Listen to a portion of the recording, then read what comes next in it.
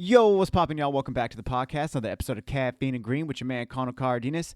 And before we get into it today, I just wanted to give a huge shout out to the sponsors of Caffeine and Green, which are Thorn Street Brewery, coming straight out of North Park, San Diego, and also Seven Seas Roasting Company, coming straight out of South Park, San Diego. Now, one of the best things about having Seven Seas as a sponsor of the podcast is that they've afforded me a code that I'm going to give to y'all so you can head over to sevenseasroasting.com. You're going to hit that coffee tab. You're going to go ahead and pick 3 bags of coffee, because with my code, you're going to get 3 bags of coffee for $30. I mean, that's a no-brainer if you ask me, because 2 bags of coffee, depending on the blend, could be between $16 and a little bit more. So just 2 bags is about $32. So you're getting a bag of coffee for free. That's a pretty good deal if you ask me. So you're going to go head over to that coffee tab. You're going to pick either our espresso blend, which is full-bodied, a little bit of chocolate, a little bit of sweetness up front.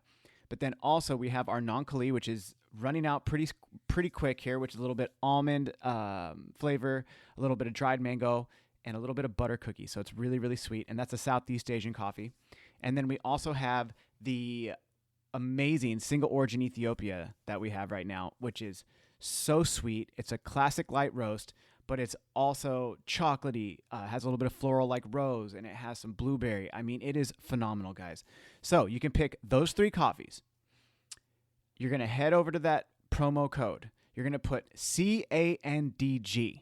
That's C and G. And you're going to get that 3 bags of coffee for $30. Now, unfortunately, the Spikes roast does not count in this deal because that is 100% charity roast. So you can get any of those 3 coffees that I just mentioned, the Ethiopia, the non-Kali, the espresso blend. Put in my code, 3 for $30, CANDG at checkout, and you're going to get that deal. My guest today is the owner and operator of Mad Lab Coffees in Los Angeles, California. His name is Andrew Sinclair. Andrew and I have met basically through working in coffee. He's an amazing roaster. He's gone to the New York New York Roastmasters, and the coffee festival there in New York City. He's a living legend in the LA coffee scene. And as well, he makes his way down to San Diego. We kick it. We collaborate. And he gives me new ways to think about roasting coffee. It's amazing, honestly. And he also has such an in-depth knowledge about coffee and espresso. I mean, if you want to know about coffee, you should talk to Andrew Sinclair. That is why I had him on the podcast. He kills it. And he's running his own wholesale coffee roasting business. It's amazing. So without further ado, my homie, Andrew Sinclair. This your time to shine, homie. Let's go. Caffeine and Green. It's your boy Conor. What's good? Good. Caffeine and Green. We are live. Hey. Cheers, sir. Cheers. Always start with the cheers. Oh, 100%. Mm-hmm. I always usually get right into it. Andrew Sinclair. Yes. You are an Caffeine and Green, sir. Hey. Yes, dude. And so for the people who don't know who you are, you are the owner and operator of Mad Lab Coffees here in Los Angeles, California. Yes. Yes, you are. And that is, I mean, actually, I didn't know that about you because the first time I had met you, you were introduced to me as the San Remo rep. Yeah, which is weird because I don't work for San Remo. Really? No. Oh, but you just know everything about it. Yeah. So San Remo basically, like 3 years ago, like I needed a machine for like a project down here, and they like the owner was like, I want the best machine the money can buy, and I was like, okay, I'll look for one. Took me a while, but I ended up finding San Remo, and I brought like the first San Remo here on the West Coast, and ever since then, I was just like a guy that they trust to go around, do installs, teach people how to use the machines, and that's how I got hooked up with San Remo. So if there's somebody out here that like needs one of those machines or needs a walkthrough, San Remo's like, listen, we got this guy. We trust him. Like, call him. He'll come through. He's a great guy. You'll love him. Yes. And for people who don't know, they're an espresso machine company. Yes. Out of Italy. Yes. Okay. So that is like a whole nother thing. And I do definitely want to talk about them because it's been so interlinked between my relationship with you and Seven Seas and then just in general. Yeah. Whether it's training, whether it's I mean, a lot of training in general, but it's basically blossomed into now I'm here to see everything that you see your whole operation. Yeah. And but before I get a little too far ahead, is that you are not from California, sir. You're from Texas. I am from Houston, Texas. H-Town. H-Town. Damn. Yeah. All right. They just had a UFC there. It was pretty tight. Oh, yeah. But so tell me a little bit about that. Like, you grew up in Texas. How did you make your way west? So it's a very complicated, long story, but if I can condense it, basically, I'm born and raised in Texas, outside of Houston, actually, about an hour and a half in a little town called Needville, Texas. Needville. Cotton country. Grew up, picking up, raw, unprocessed cotton on the side of the road. A lot of my friends, their families, cotton farmers or just farmers in general, whether it was hay or maize or cotton, just a full farming community. And I grew up there and, tried to make it to Houston every chance I could. I didn't quite fit in that small farm town community. Yeah, I could see that. Yeah. But, I had basically, from not fitting in my little, community, I was like the only kid in high school that didn't wear like Wranglers or like chukka boots and, come in like school in like a big old truck. Like I had a hybrid Honda Civic. And, like, some of the kids would say, what are you, a communist in that Honda Civic hybrid? Oh, my God. And, like, we actually didn't have a soccer team at our school because the superintendent, the principal, everybody involved was like, no, we can't have soccer. That's a communist sport. True story. Wow. Yeah. So that's kind of, like, where I grew up. And so, I, kind of took some solace and some escape in playing music. Okay. And so started traveling around, playing music and going here and there, kind of seeing the world and, realizing, hey, I got to get out of here. And I actually ended up in LA because I was working as a sound guy out in West Texas. And this guy it was like a church camp type of thing. And a buddy was like, hey, dude, you want to do like sound at this church camp? And I was like, oh, yeah, sure. Does it pay? And he's like, it's a church. Of course they pay. I was like, cool. And so I went there, and this guy they ended up like really making some sense to me for where I was at in my life. And he's like, hey, I'm starting a church in LA. Why don't you come out? And I was like, you know what? I really don't like where I'm at right now. I really don't fit in out here. And I was like, yeah, sure, why not? What's the worst thing that could happen? I have to come back? Yeah. Right? And so went out there, and I actually helped start a church out here. Went to seminary out here. Seminary? Yeah, I am an ordained minister. I can marry and bury people. Not just like you get it online. Like, no, you did legit. I did legit, like argued with like professors over like theology and stuff like that. Wow. Yeah. And so, did that whole thing. And, it was through seminary, though, and a couple other things that I started saying, like, you know what? I feel like I could love on a whole lot more people not doing church. Okay. And like not being like a music minister or like a lead pastor. I was scared to death that once I became a lead pastor, that my hair would start to like not move. I don't know if you've ever, if you look at pastors, their hair doesn't move. And I was like, no, I don't want that. And so I started doing coffee and started working more and more jobs that were, coffee related. I was even working at Tesla at the time, and I was still working, barista gigs on the weekends, for fun, just for fun. And I was just like, I like doing this. I worked at Tesla for like 5 years, and then I put in my 2 week, and boss man was like, what are you going to do? I was like, I am going to start a coffee company. And he was like, why? I was like, I just enjoy it. Yeah, why? I mean, it's so funny you say that because I have a question on here. Just why? Like, that's because that, and that's a great segue into that. Is that again another thing that when I was introduced to you is like this guy Andrew. He used to work at Tesla. Yeah. But when you say boss man, your boss man was the Musk. Yeah. It was Elon Musk. Yeah. So you had a personal relationship with him. Well, I don't know if anybody has a personal relationship. A working relationship, I should say. Working relationship, yeah. We had some people in between us, but, it was like my second week working at Tesla, right? And the way I even got that job is there's a small little showroom in like Newport Beach in Fashion Island. And I walked in and I said, hey, are y'all hiring? Because at the time I had just moved to LA. And I didn't know what to do for work. I was literally playing my banjo on Huntington Beach Pier for tip money. I was busking. And I was doing okay. I was making like $200 to $400 a day playing a banjo for a bunch of tourists. But then it got into like the winter season, and so no more tourists. And I was like, man, I have to find a real job now. So I just walked into Fashion Island, walked into the Tesla showroom, and I love cars. Love them. And I was like, I could work here. So I went up to the manager, and I was just like, hey, listen, y'all hiring? She's like, no, we're not. I was like, well, I want to work here. So what would it take for me to get a job here? And she was like, tell you what, if you sell a car in the next hour, I'll give you a job here. I was like, cool. Like an ask, like just what an ask right there. Like, right. Okay, just sell this car. But it was like very just like off of the shoulder, just like, yeah, right. Okay, you sell a car in the next hour. Yeah, I'll hire you. It was like one of those. I was like, okay. So I go to like the one old dude in the room wearing the diver's watch, the nice shoes, and I just posted up next to him. I was like, man, so you getting one of these? He goes, man, I'm not getting one of these stupid electric cars.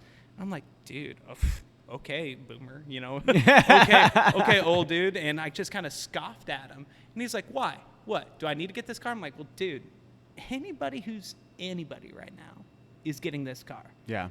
And he goes, really? He's like, I drive this BMW, 7 Series. And I'm like, okay, so you drive a crappy car. And you're wasting so much money on gas. Right. Yeah. And he goes, you think a 7 Series is a crappy car? I'm like, yeah, dude, it's not a Tesla. I said, but dude, if you can't afford it, I totally understand. Ooh. And he just looks at me and he's like, finds somebody wearing a Tesla shirt and ends up being that lady who told me, hey, if you sell a car in the next hour, I'll give you a job. Yeah. And he goes, hey, I want to put a reservation in for this car right now. And she goes, oh, okay, how did you come about wanting to purchase one of our vehicles? And he goes, that kid right there.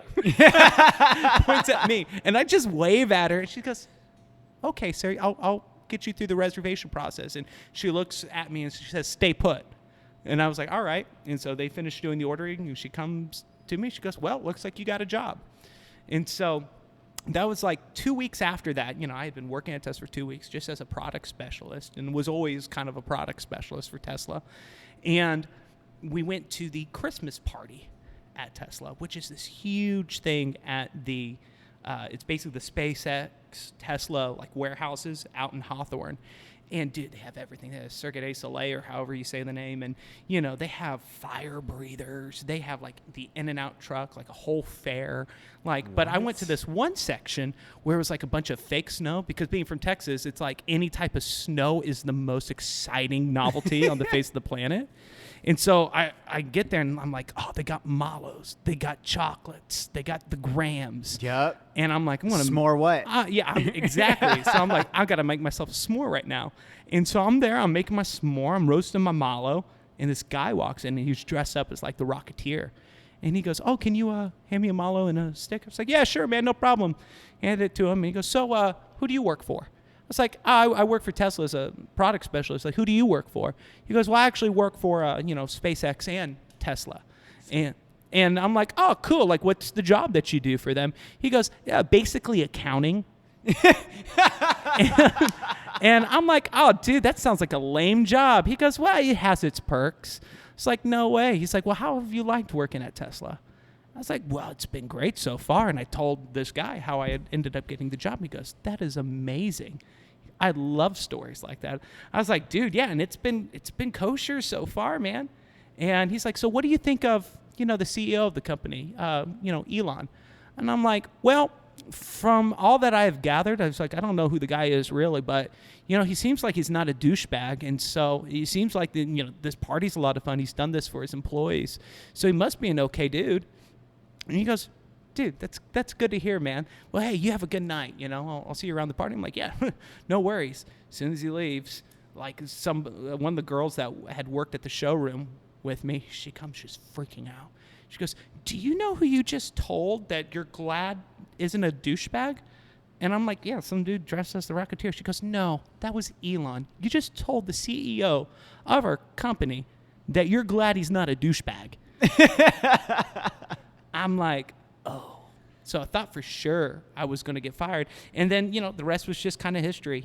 I kept working as a product specialist kind of in a, elevated type of sense. Mm-hmm. And, it was good for a long time until it wasn't.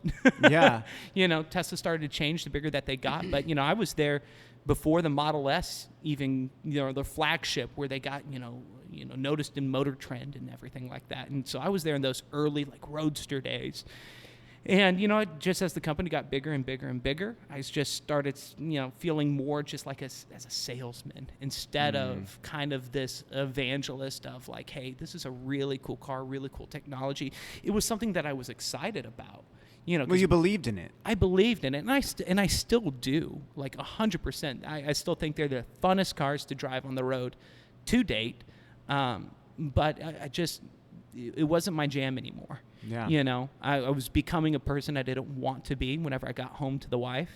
And I was just like, this is stupid. You don't get to decide a lot of things in your life, but you do get to decide where you work. Yeah. You have 100% control over that decision making where you can just say, all right, I'm out. I'm going to go do something else. And, and I think that's kind of why I started working in, coffee while I was there. It was just it was just taxing day after day after day doing that job. And I was just doing the coffee job. It was just kind of escape from that. But then I ended up like, oh man, I like the conversations I have with these customers. I like crafting things with this agricultural product that gives so many people joy, and so many people are dependent on it, for their daily life, their daily ritual. Yeah. And that really stuck with me from, being in seminary to doing the music to doing Tesla. I got to the coffee part. I'm like, man, all these things that I had been doing kind of led me here to this point to where I'm like, okay, this is what I want to do. And it helped that I was kind of good at it. Yeah. There's just some things that just kind of click for you sometimes. Some people that may be video games, some people that may be music, some people that may be technology. For me, it was coffee. It was just everything that I had grown up with, from living in farm country to doing things at Tesla to being at seminary, living in the farm community there. Taught me a lot about the agriculture part of coffee. Doing, the church stuff taught me how to take care of people, the service part of it, and then doing the Tesla spot, this is how technology can play a role in everyday life.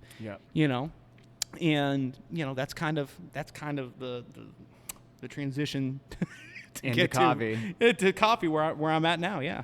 So did you have any background in coffee before you got like a weekend job? Yeah. I was doing a coffee bar for a church. And then damn, everything's tying back to the church. A lot of it. I mean, dude, I'd like to tell people I had a drug problem growing up. I was drugged to church on Sundays, Mondays, Tuesdays, Wednesdays. Every day? Every day. Like, wow. My mother, like, God 7 bless days her. a week? 7 days a week I was doing something church related, because you got to remember, this was a small little city. Yeah. There were not very many things for you to do. Okay. There just wasn't. The only thing that you could really go do was church. That's where all your friends were. That's where all the girls were. Whoa. And that's where all the fun was. They would like get inflatable machines, or, they would have like the TV setup where you could play Halo, and like we didn't really have video games in my house. And so damn, they had all the goods there. That was the spot. That was the spot. And so that's why I was always like in church. I was always in that ecosystem. And it wasn't until I kind of moved out here that I realized, man, the world, you can help so many other people in the world without having to be at church, and I still love Jesus, Mother Mary full of grace. I'm not Catholic, but just in case, but, I realized, man, I can help a lot more people outside of the church than I can inside the church, because let's be honest, there are a lot of churches that they're doing it wrong, and there are a lot of people that are doing it wrong. And so even for Mad Lab, I have two mantras that the company lives and dies by. One of them is you can love people a whole lot more or a whole lot less. That just comes from me, when I read my Bible, I get two things. A, the devil did it in the end, right? That's number one. Number two is like, those are your two options. You can either love people a whole lot more or a whole lot less. And it's, a book that's filled with those stories. And I'm a very religious person. But at the same time, I'm never that overbearing religious person, that's like theocratic in my thinking, right? But then the other thing was as far as mantras go for Mad Lab is be the person that you needed when you were younger. Nice. That was the second thing. And those two things I think have not just made my business grow, but they've made me a better person. Those are mantras I wish I would have started living by as soon as I moved out here, even prior to moving out here, because they've made me a more honest man. They've made me a more just a better human being all around. Just living by those things. And so church brought me to where I am out here. I'm out in LA because a pastor of a church was like, hey, we could use a guy like you to help us start this church. And I was like, great, awesome. And I did that for a while until me and my wife, we didn't, until we were just kind of like, you know what? Let's just focus solely on doing this coffee thing. That seems like a better plan right now. I mean, the longevity of it, I could see it playing out a little bit better. It seems like you could only go so many, there's a ceiling essentially if you're to stay at a church. Yeah. With coffee, there's so many things. It's led you to being the unauthorized biographical. You're the unauthorized sales rep for San Remo. I know. You're it's led you to that. It's led you to this facility that we're at right now. Yeah. And it's brought me into my life that I met you. So it's dude, a lot of things have happened through that. Now, this is actually interesting because you're so religious. I'm kind of going to go off on a little tangent right quick.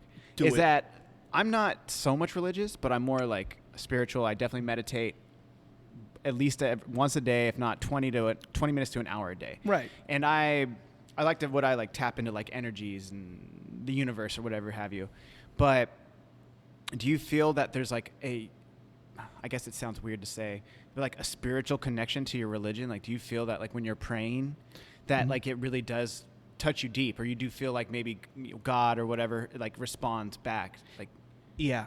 And I've had that in a couple very real ways, some very personal that I really don't share too much. Some of them I don't even share with my wife, because that's a thing between me and the person that I see as my deity. Yeah. I 100% believe that, God is a real person, that Jesus is a real person.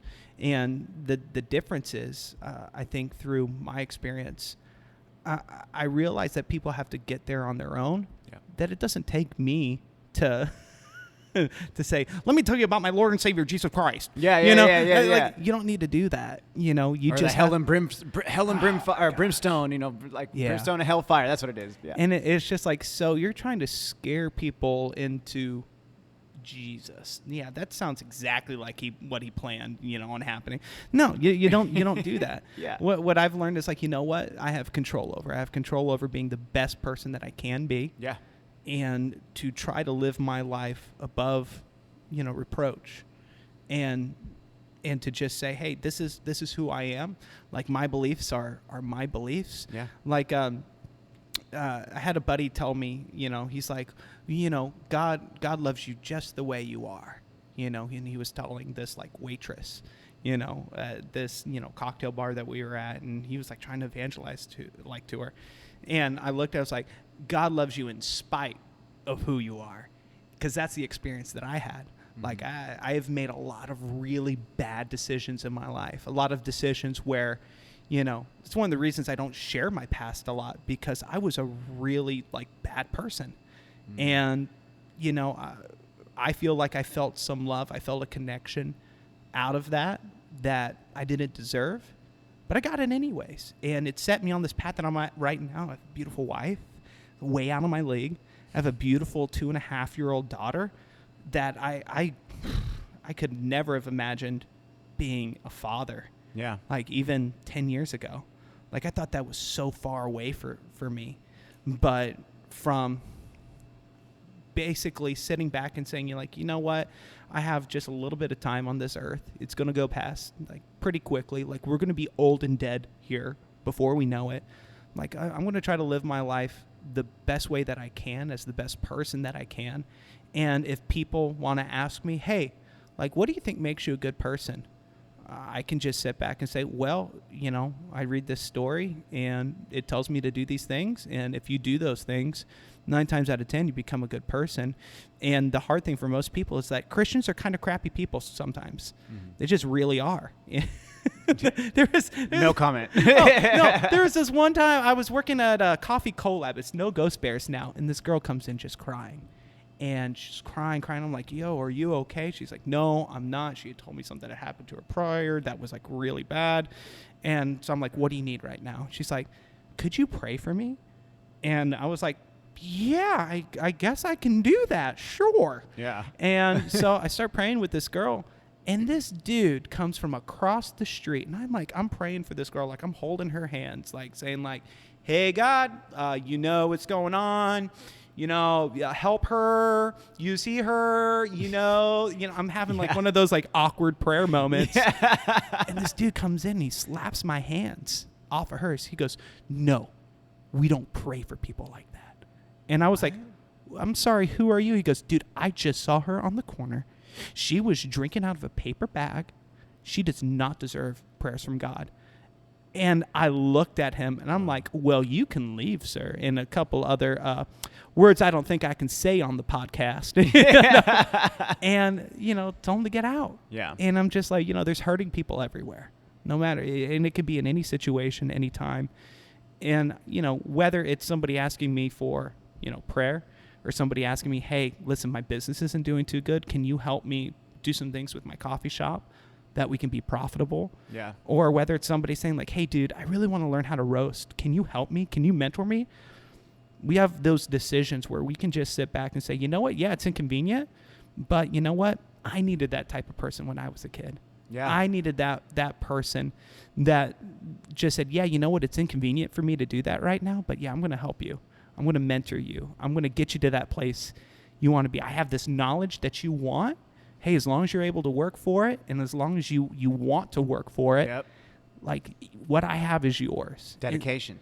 Trying. Anywho, that's a huge religious tangent we just got on there. No, but that was perfect. Actually, that's like I felt like that was a really good segue because that right there, you tied it back to your mantra at Mad Lab. Mm-hmm. So at what point, I mean, you had this job. You were, working at Tesla. You're working on the weekends. You realize I want to do my own coffee thing. Mm-hmm. I'm imagining you didn't just start Mad Lab right away. No. So at what point, like, how did Mad Lab come to fruition for you? So a couple of ways. Well, the first thing I did is I quit my job at Tesla and I started working at this shop in the historic core called Classic Coffee. No longer there. And, I had worked there as basically a dishwasher, a bar back. And, I knew how to do coffee. I was like, I could do my latte art, and, I felt like I could do the job other people were doing, but that's where boss man wanted me. He's like, hey, you're just coming in, do these dishes. I did those dishes. Months later, he was like, all right, go ahead. You can prep shots, not pull shots, but prep them for the person who was actually behind bar and then cashier and then all these other things. And, I did that for a couple months until that original owner, he sold his company to a different guy. And that guy came in. And, this guy, he sat down the whole crew and he says, hey, listen, I'm your owner now. Things are going to change here because this shop is going under. And if we don't change things, everybody here is going to lose their job. So if you don't want to work for me or you don't want to work here knowing that it's a sinking ship, just go ahead and leave. And literally half the crew got up and walked out. Whoa. And, he says, okay, who here wants to be the person in charge? And everybody's just kind of sitting there. And I'm just like, well, I'll do it. Raise my hand. He goes, cool, what's your name? I was like, my name's Andrew. And he goes, cool, you run this place now. You make this shop run every single day. You do the scheduling. You do the ordering. You do the training for everybody. And somebody made the comments like, well, he's not even like a barista behind the machine. And he goes, yeah, but he's the only one that raised his hand and said he would do it.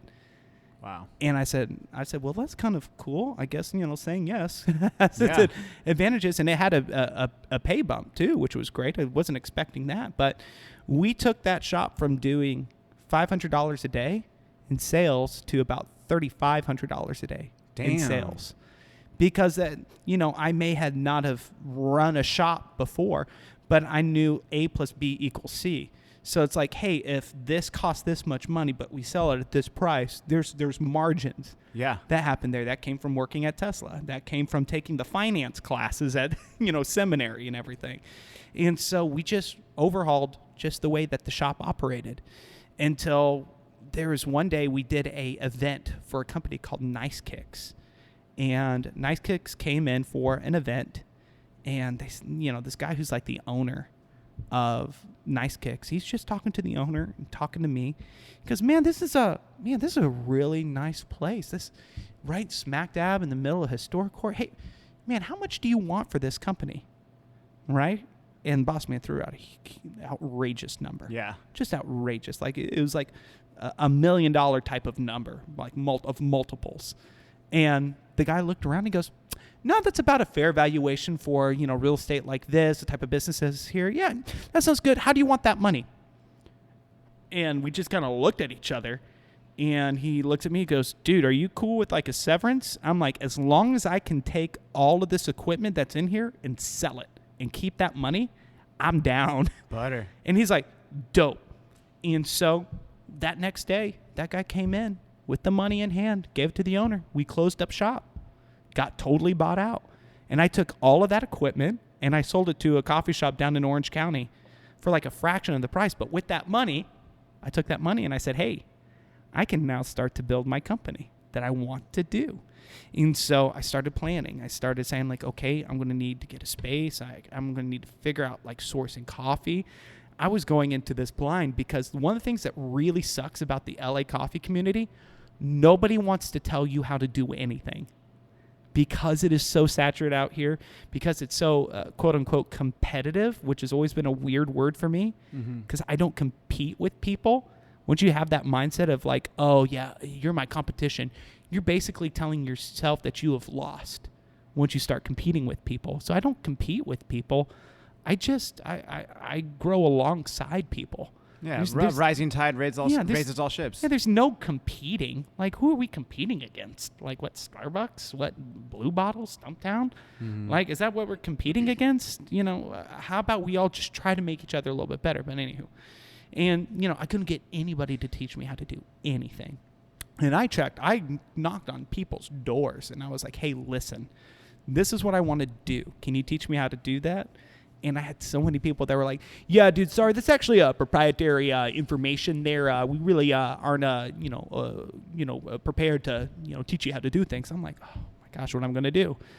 I go to a small little shop out here called Coffee Collab. No Ghost Bears now. And there's a guy that works there. His name's Will, and he's the owner. Well, he goes by Will, and he goes by Frankie. Frankie is the name that he gives you if he doesn't like you. Will is the name that he gives you if he's like cool with you, right? But I walked in and I was like, hey man, I want to work here. And he's like, well, guess what? You ain't. And I'm like, no, dude, I am. You going to hire me? You got jokes. Yeah. I was like, no, man, you're going to hire me. I'm going to work here. And like, he did not like me. And I said, dude, listen, I got a wife. We want to have kids. I want to start this company. Nobody will teach me how to do anything. And you're the scariest guy in town. Nobody wants to mess with you, and I respect that.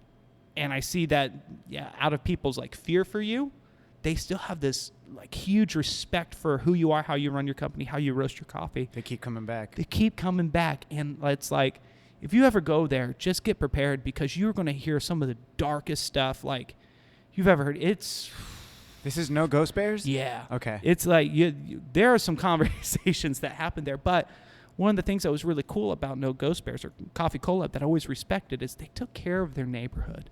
That's what's up. There are times where I would be behind bar and a lady would come in. She's like, hey, are you cool to walk me to my car? And I'm like, I'm working right now. And Will would be like, dude, no, that's not what we do here. We closed up the shop, and there's people trying to get in to get coffee. We closed up the shop, and we walked her to her car because Will was like, that's what we do here at our shop. We make sure our neighbors, our community, they are safe, they are taken care of, and that they know that we care. That's why we're here. We're not here to do this coffee thing. Like everywhere else does this coffee thing. We're a community here. And that's stuck with me even to this day. When I have somebody who's part of like the Mad Lab family, that uses our coffee. They're part of our community. I don't care if I got to drive like 3 hours to go to your shop to like fix like a batch brewer or like an espresso machine or a water system.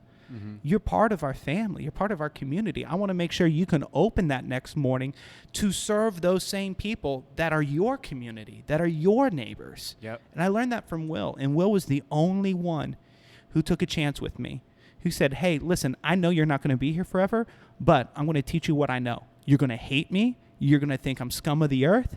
You're going to want to kill me some days, all of which were very true because he has good days and he has bad days. But I tell you what, whatever you think of Will Miyazaki, he is the most giving coffee dude in LA if you give him the chance and if you have a little thick skin.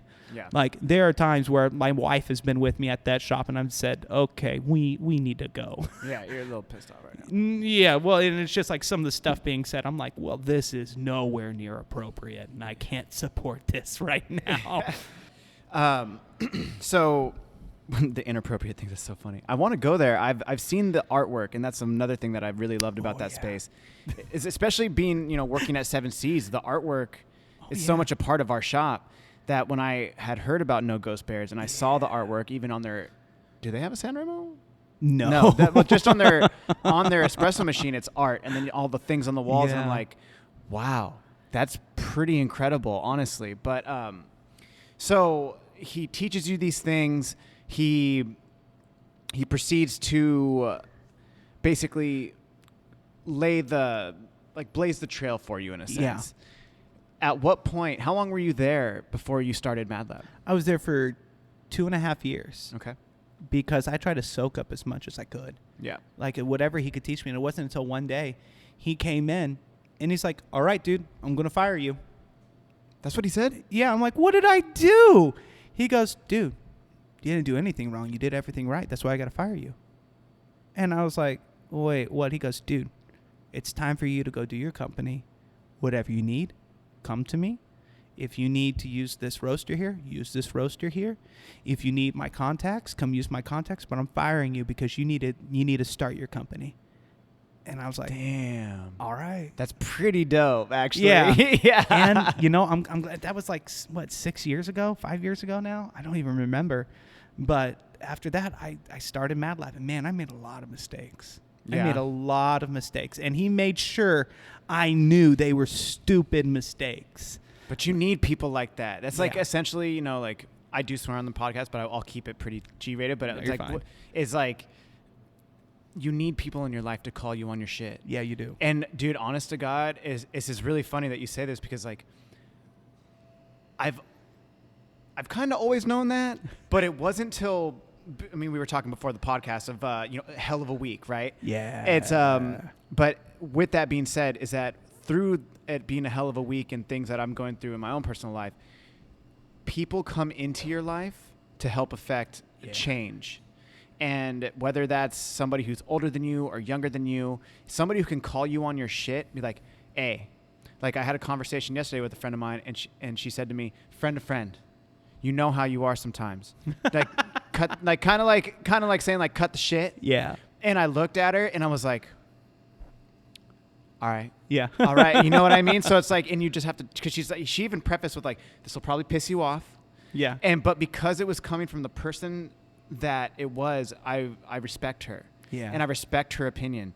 And especially when it has to do with like what maybe I could definitely, not even maybe, but what I could improve on in my own professional life, that it was like, all right, I'm not even going to take this as like a negative thing. I'm taking this as a person that I respect is telling me, hey, not in a negative way, but you like tighten this up or tighten this up. So it's like hearing that coming from you is like, oh, it's so fucking true, bro. It is. Well, the difference with Will, though, he never, when I was making the mistake, he would never tell me while I was making the mistake. He would let me make the whole mistake.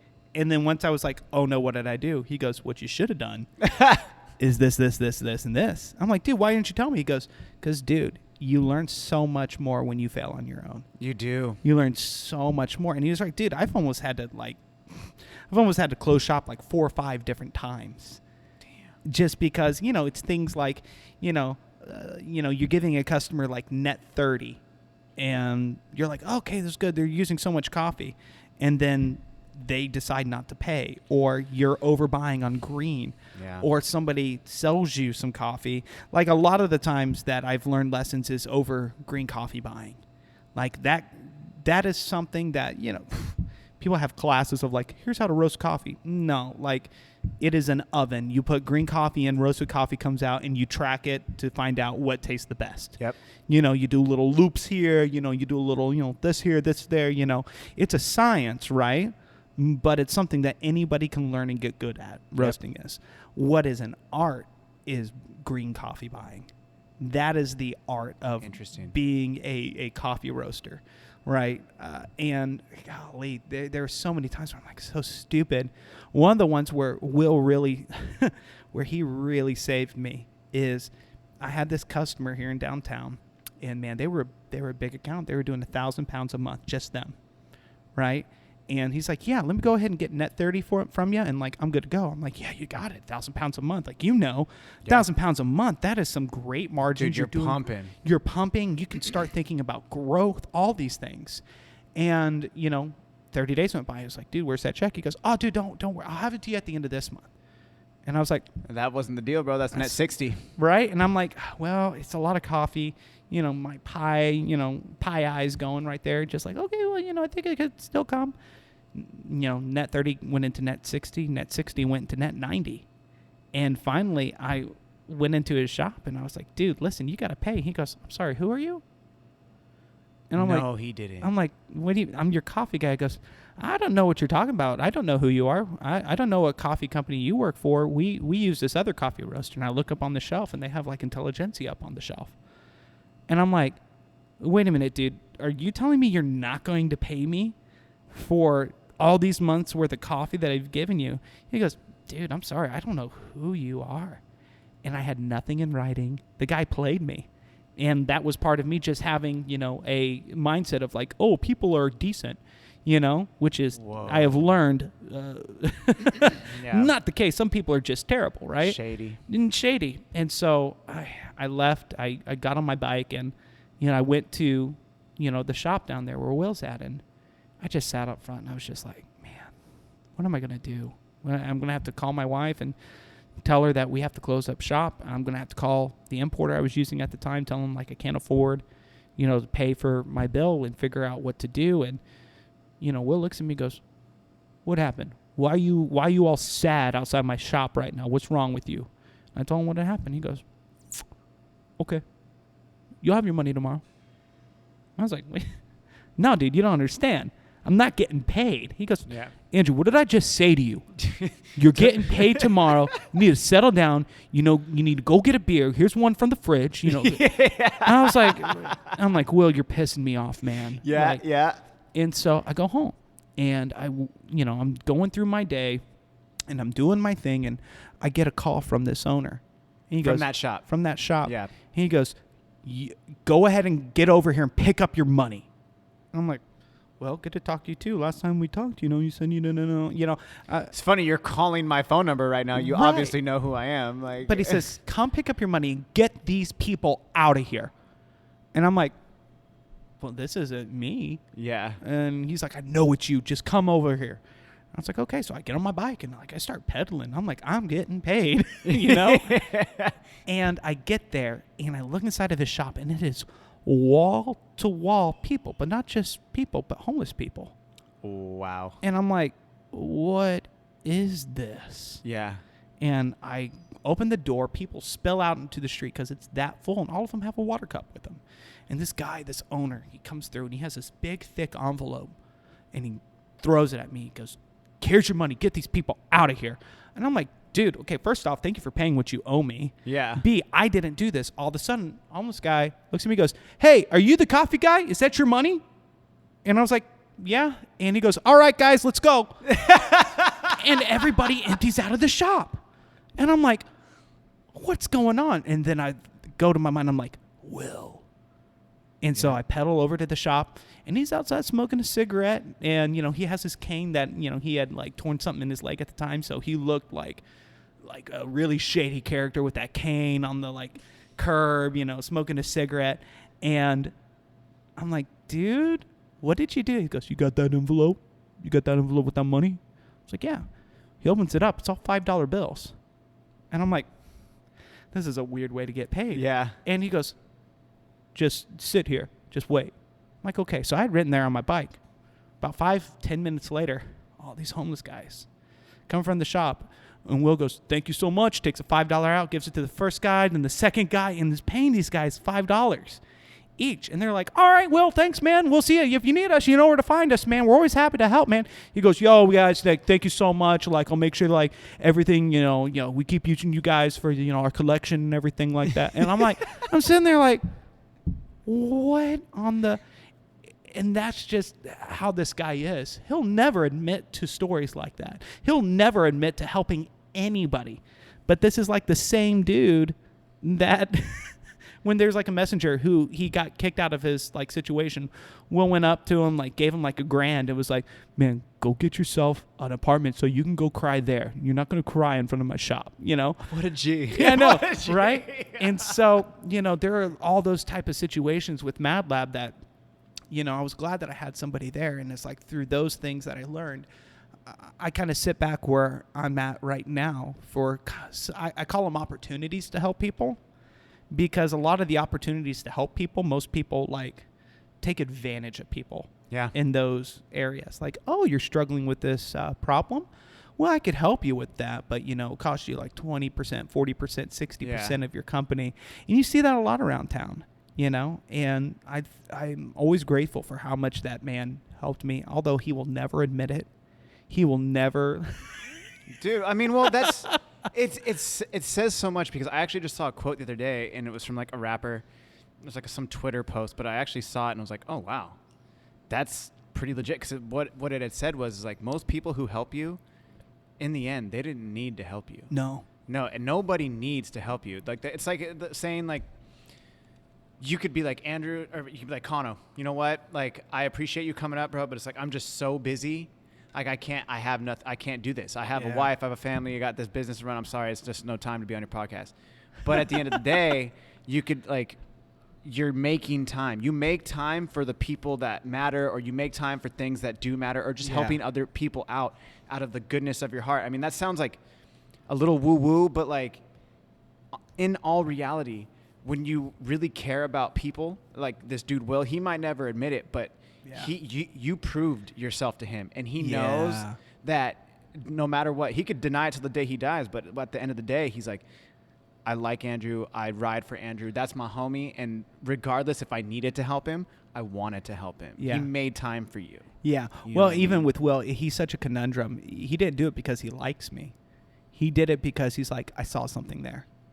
You know, every time I go there, he's like, boy, you could best get out of my shop right now, because you're going to be talking to coffee about, like, you're going to be talking about coffee and extraction and, like, your water systems. I don't want to hear it, man. Get out. Like, he gets so pissed off at me. But it's like, it's one of those things. If ever I was in a bad place, I'd be calling him. Yeah. You know, but probably him more than, like, family, you know. But, you know, that's a lot of what I like about doing coffee. It's the opportunity that you have to help either people, whether that be people on your staff, people that are your customers, people that are your owners, even people that you do business with. You have the opportunity to help them. Like, I'm not an employee for San Remo, right? Mm-hmm. I don't get a paycheck from them. I don't make money off of them. Basically, they are a machine here for Los Angeles. Terrible water, just terrible. It will ruin your machine if you do not have water filtration. Of course. Right? And a lot of the water filtration companies out here, they'll take advantage of you. And like, yeah, I changed out your filters, but we didn't pump up your accumulation tank, you know, and your machine will get ruined, you know. You get that scale build up and you're bricked, right? San Remo's the only company that uses a 316 polished stainless steel in their boilers, meaning that sediment, scale doesn't stick to the inside of that machine. So the reason I do so much work for them is because I know if somebody has that machine, they're not going to have to invest in another one a year down the road, 2 years down the road. That having that machine on your bench basically future-proofs you from issues while you're getting things figured out. Because when a shop opens, most of the time you're just doing what you got to do to get by. a lot of shops when they open, they're like, listen, we could afford the machine, but we couldn't afford the water filtration system, you know. Dude, yeah, those filtration systems are ridiculous. Ridiculous. But, you know, that's a lot of the reason why I basically get behind them and champion for them in this part of the country because of our water issues. You know, if you're a client in Seattle or Nebraska or Boston, I may recommend a different machine for you. Although I do think they're the best machines on the market right now. But, you know, maybe you want a machine that does a certain feature that maybe the Sanremo doesn't do. I'm more than happy to say, hey, yeah, you should get that one. Yeah. Because it's what's best for that shop, that owner, that community, things like that. So, you know, but at the end of the day, I almost always do recommend some type of Sanremo. It's very rare that I don't. Yeah. You know, unless it's like a situation here where there's like a machine in the back here that's like super, you know, cheap that, you know, you could get for a deal. And, you know, maybe someone's like, my budget's only like $5,000. Like, well, you're in luck. Yeah. I mean, you know? they get you through and then you can, you know, open up and then, you know, save up for it. You know, no pun intended too. It's like, I've been told from multiple people, not just 7Cs, but Sanremo being the Tesla of the espresso machine. So no pun intended, but right. But that's really interesting because I mean that actually ties back to even like a little tangent again is like I like to watch a lot of motivational things. Oh yeah. Just every day. Like, dude, I don't believe in watching TV before I go to sleep. Like, I mean, don't get me wrong. I don't even own a TV. I watch everything on my computer, but. That being said, every now and then I'll watch like The Office or something like that. Like as I'm about to pass out, close my computer, go to sleep. But now what I've been doing within the last couple months is like I'll start stretching before bed. Yeah. And I put my computer on and I'll listen to like entrepreneurial people talking about like just this and that and motivational things. And then there was one gentleman who was talking about how he did this thing, no financial incentive, but because he wanted to do it, because he believes in setting up networks and doing things for people out of the kindness of his heart, because he believes that in the end, that pays off more. Yeah, it does. It 100% does. I mean, golly, dude, there's been so many instances in my life where it's just like I helped people and like you always do things, like I don't care who you are, you do certain things in your life for the sole purpose of getting something out of it. Whether that is, you know, something monetary, whether that is something status, whether that's something relational, or whether that's something that just makes you feel better about yourself, right? For me, 9 times out of 10, it's so I can feel better about myself in a lot of ways, you know? And that's just because of some things in my past that I feel like I have to make up for, you know? And I think people have to know that that's okay to operate like that, that everybody operates to get something out of a situation. You know, with like Sanremo, I work hard for them because those guys have forgotten more about coffee than I will ever know. Those guys that make up that team that create these machines that are always at the events, those guys are a wealth of information. I know that a part of me works so hard to impress them to a point because I want a little bit of that knowledge. I want a little bit of that experience. I just want that to drip on me just from being in proximity to it. It's your own personal growth. Exactly. Yeah. And so that's what's valuable to me. And that will make my wife so upset because she's like, no, you need to do things to get paid. Of course, of course. No, but that's always, yes. Yeah, and that's true. But, you know, for me, I'm like, man, if I know how to do these things, if I know this knowledge, if I get this experience, I can do so much more. Yeah, it'll pay off in the end because this, like, it might not pay off right now, but in, like, you know, whether it's next week, 5 years from now, 10 years from now, that knowledge that you have now or that experience that you experienced is, like, you can draw back from that. Or, dude, maybe it comes full circle. The person that you helped out who at that time didn't really do anything for you personally, it might have been inconvenient or whatever, but they come back to you and they're like, Andrew, thank you. Literally, that has been, so you know the kiosk that we have in the financial district, right? It's Mad Lab Coffee and it's Spread Kitchen. Do you know who Spread Kitchen is? No. Spread Kitchen was my first wholesale client ever. Butter. That was me and my wife went in to get Mediterranean food. I was starting the company. I was like, honey, listen, I want to do this. It's going to be hard, though, to sell coffee. You know, everybody here has a coffee that they already have. It's going to be hard to break through the saturation. And she's like, yeah, Angie's okay. I believe in you. Whatever I can do to support you. And while we're having this conversation, Brandon, the owner there, he goes, oh, you sell coffee? I was like, yeah. He goes, do you have any on you right now? I'm like, I have some sample roast. He goes, cool, dude. Can I brew it up? Because I've been using this coffee company, and, dude, I can't stand them anymore. I'm looking to work with somebody else. Boom. And I was like, awesome. And that turned into my first wholesale client ever. And, like, this dude only does, like, 5 or 6 retail bags a month. Yeah. Right? I get a call in October, this last October. It's like, hey, Andrew, it's Brandon. Say, hey, dude, what's going on? He goes, listen, I got brought this opportunity. There is this location at the base of this skyscraper in downtown LA, and we're moving in, but we want to have coffee there too. Do you want to have a Mad Lab shop there? You do the coffee, we do the food? Butter. And I was like, yeah, sounds kosher. You know, does it make sense for us to have a shop there? Probably not. But we do it because it came from this history of, you know, I helped him out. He helped me out. We grew in this relationship together. He may have not have helped me out for the first 4 or 5 years of my company of buying a lot of coffee. But guess what? That 5th, 6th year, he was like, hey, I'm going to help you out now. How do you feel about having a shop where people can actually come in and get Mad Lab coffee? Because we really don't have a brick and mortar. We are a fully wholesale roasting, you know, business. It's what we do. You know, for the longest time, I couldn't even take people to the roastery that I was at because it was not somewhere where I think I was supposed to be roasting. Okay. And I know there are roasters here in town that if they know that you are roasting under the radar, they'll make a call and say, all right, that's one less competitor. You know, super cutthroat. It's super cutthroat out here. You know, I've had roasters before even take my coffee off of the shelves at my clients, put their bags on, and say, listen, we're doing you a favor. And take my coffee and leave. And then I'll get a call from that client. It's like, hey, some dude just showed up here, took all your coffee off the shelf and put his on. What is up with that? Did they pay for it? No. What the fuck? They're like, I replaced it with something better. You'll order from me now. How rude. Not just rude, but that's how cutthroat it is. Dude. And like I had to go to that guy's roastery and say, dude, give me my coffee back. He goes, I don't know what you're talking about. I'm like, dude, listen. And, you know, it's this whole weird.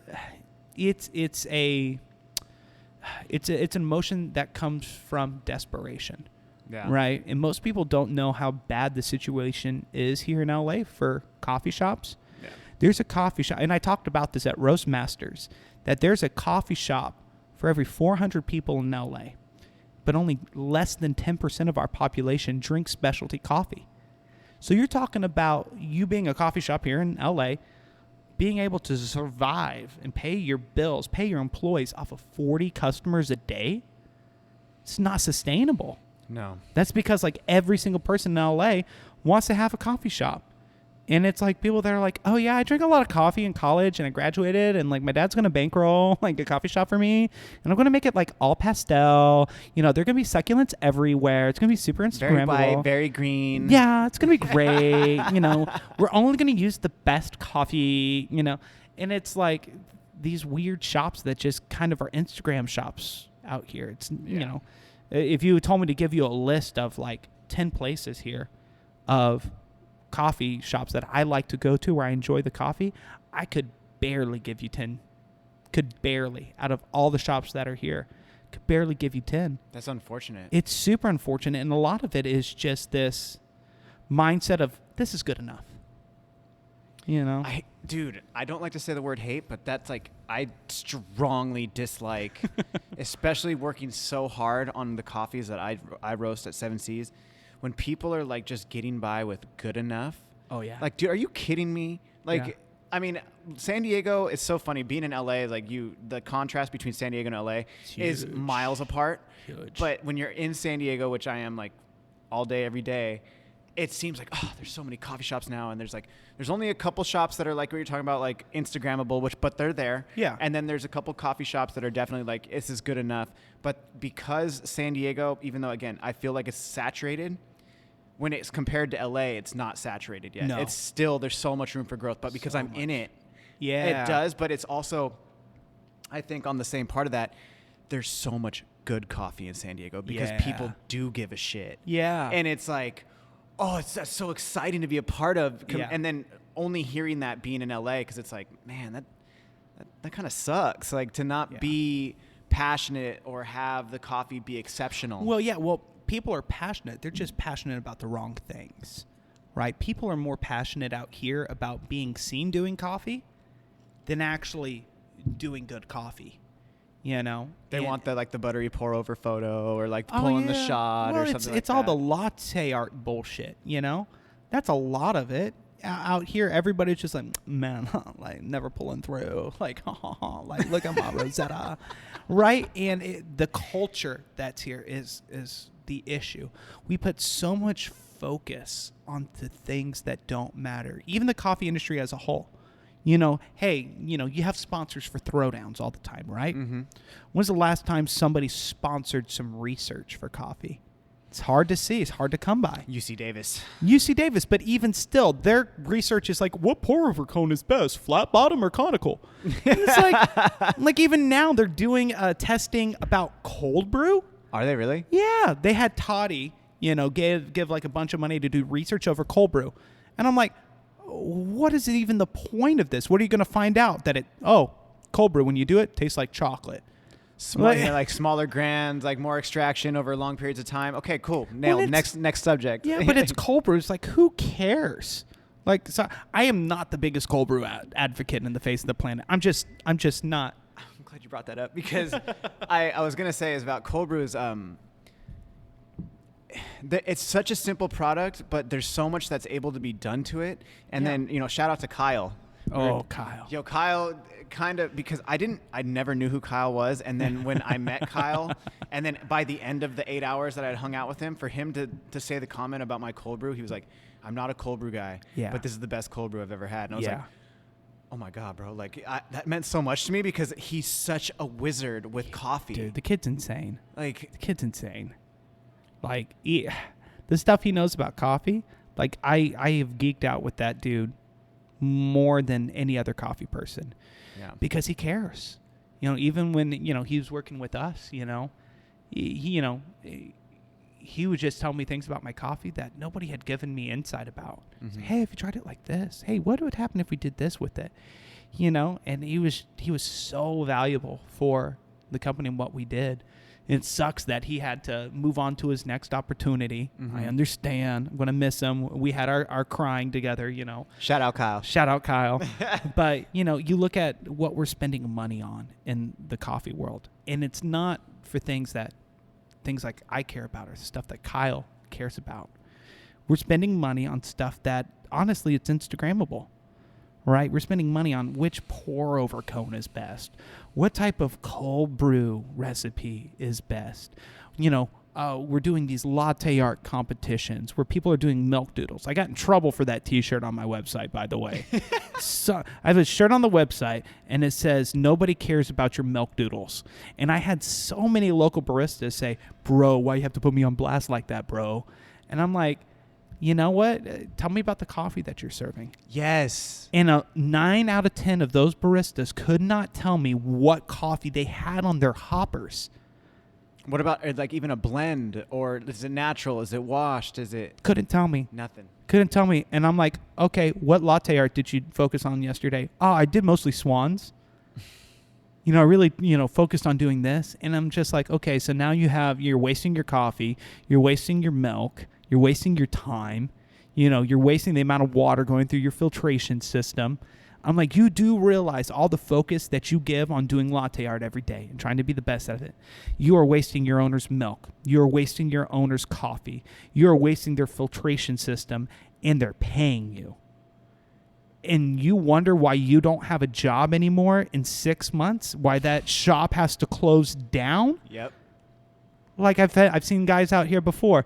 They're like working on their milk doodles, and a customer's like, hey, can you take my order? They're like, just a second, I'm practicing. What? Yeah. They said that? 100%. Wow. I have seen that multiple times out here.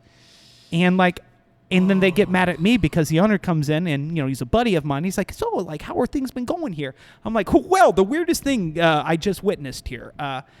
And the owner's like, dude, you can't do that. Like, if a customer comes in, you have to serve them. This is the service industry. And this person's hospitality. like, right. Well, this person's like, well, this is my art. And the owner's like, well, this is my shop and this is your paycheck. Yeah. Right? And so there's this disconnect between baristas and owners right now, and it's huge. And you see it all over Twitter, Instagram. Like, even if you watch the stuff that's happening with Tartine right now, like Tartine's starting a union because that's how much of a disconnect the crew there and the owners have with each other, that they're having to do a union for a bakery. When's the last time you saw a bakery need a union because the owners and the staff can't talk to each other?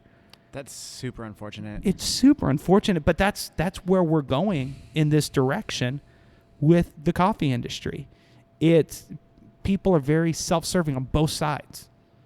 It's super interesting to me to hear that because, and this is not to throw shade at baristas, but like when it comes to a coffee shop specifically, and this can even tie into what you're saying about like, there's so many people who are like, I want to start a coffee shop, I'm going to do this. Right. It's like when you start a roastery, the manual labor that goes into running a roastery in a coffee shop to supply the coffee, there's like, and I mean, I've heard this in the past, there's even disconnects between roasters and baristas because baristas focus on the machine. Yeah. And this is not to be shady or to throw shade at them, but they're wonderful at the machine. Yeah. But then there's so many other aspects, like when you're doing green buying, weight, weight loss, you're trying to calculate margins, be like, how much coffee do I need to sell roasted weight as opposed to what I spent on the green weight, right? So, or do I keep selling this coffee even though it's losing so much weight after roast? Yep.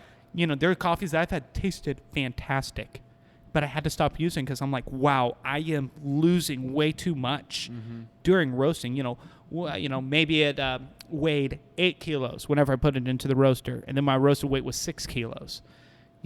That's a lot. That's a lot. That's a lot. But also would tell me, this importer sold me some really old coffee. Yeah. But then it's like at the same time that the barista will pull the shots, and then, especially if they don't know how to dial in, they might be wasting pounds. So it's like you're losing it on the weight loss. You're losing it on the grind, on like you're trying to dial in espresso. Yeah. It's like, well, Kyle did the math for that. We had a client that was just like, man, I am losing money somewhere. I'm just not sure where I'm losing money. And, Kyle there, he's like, I'll do the math, right?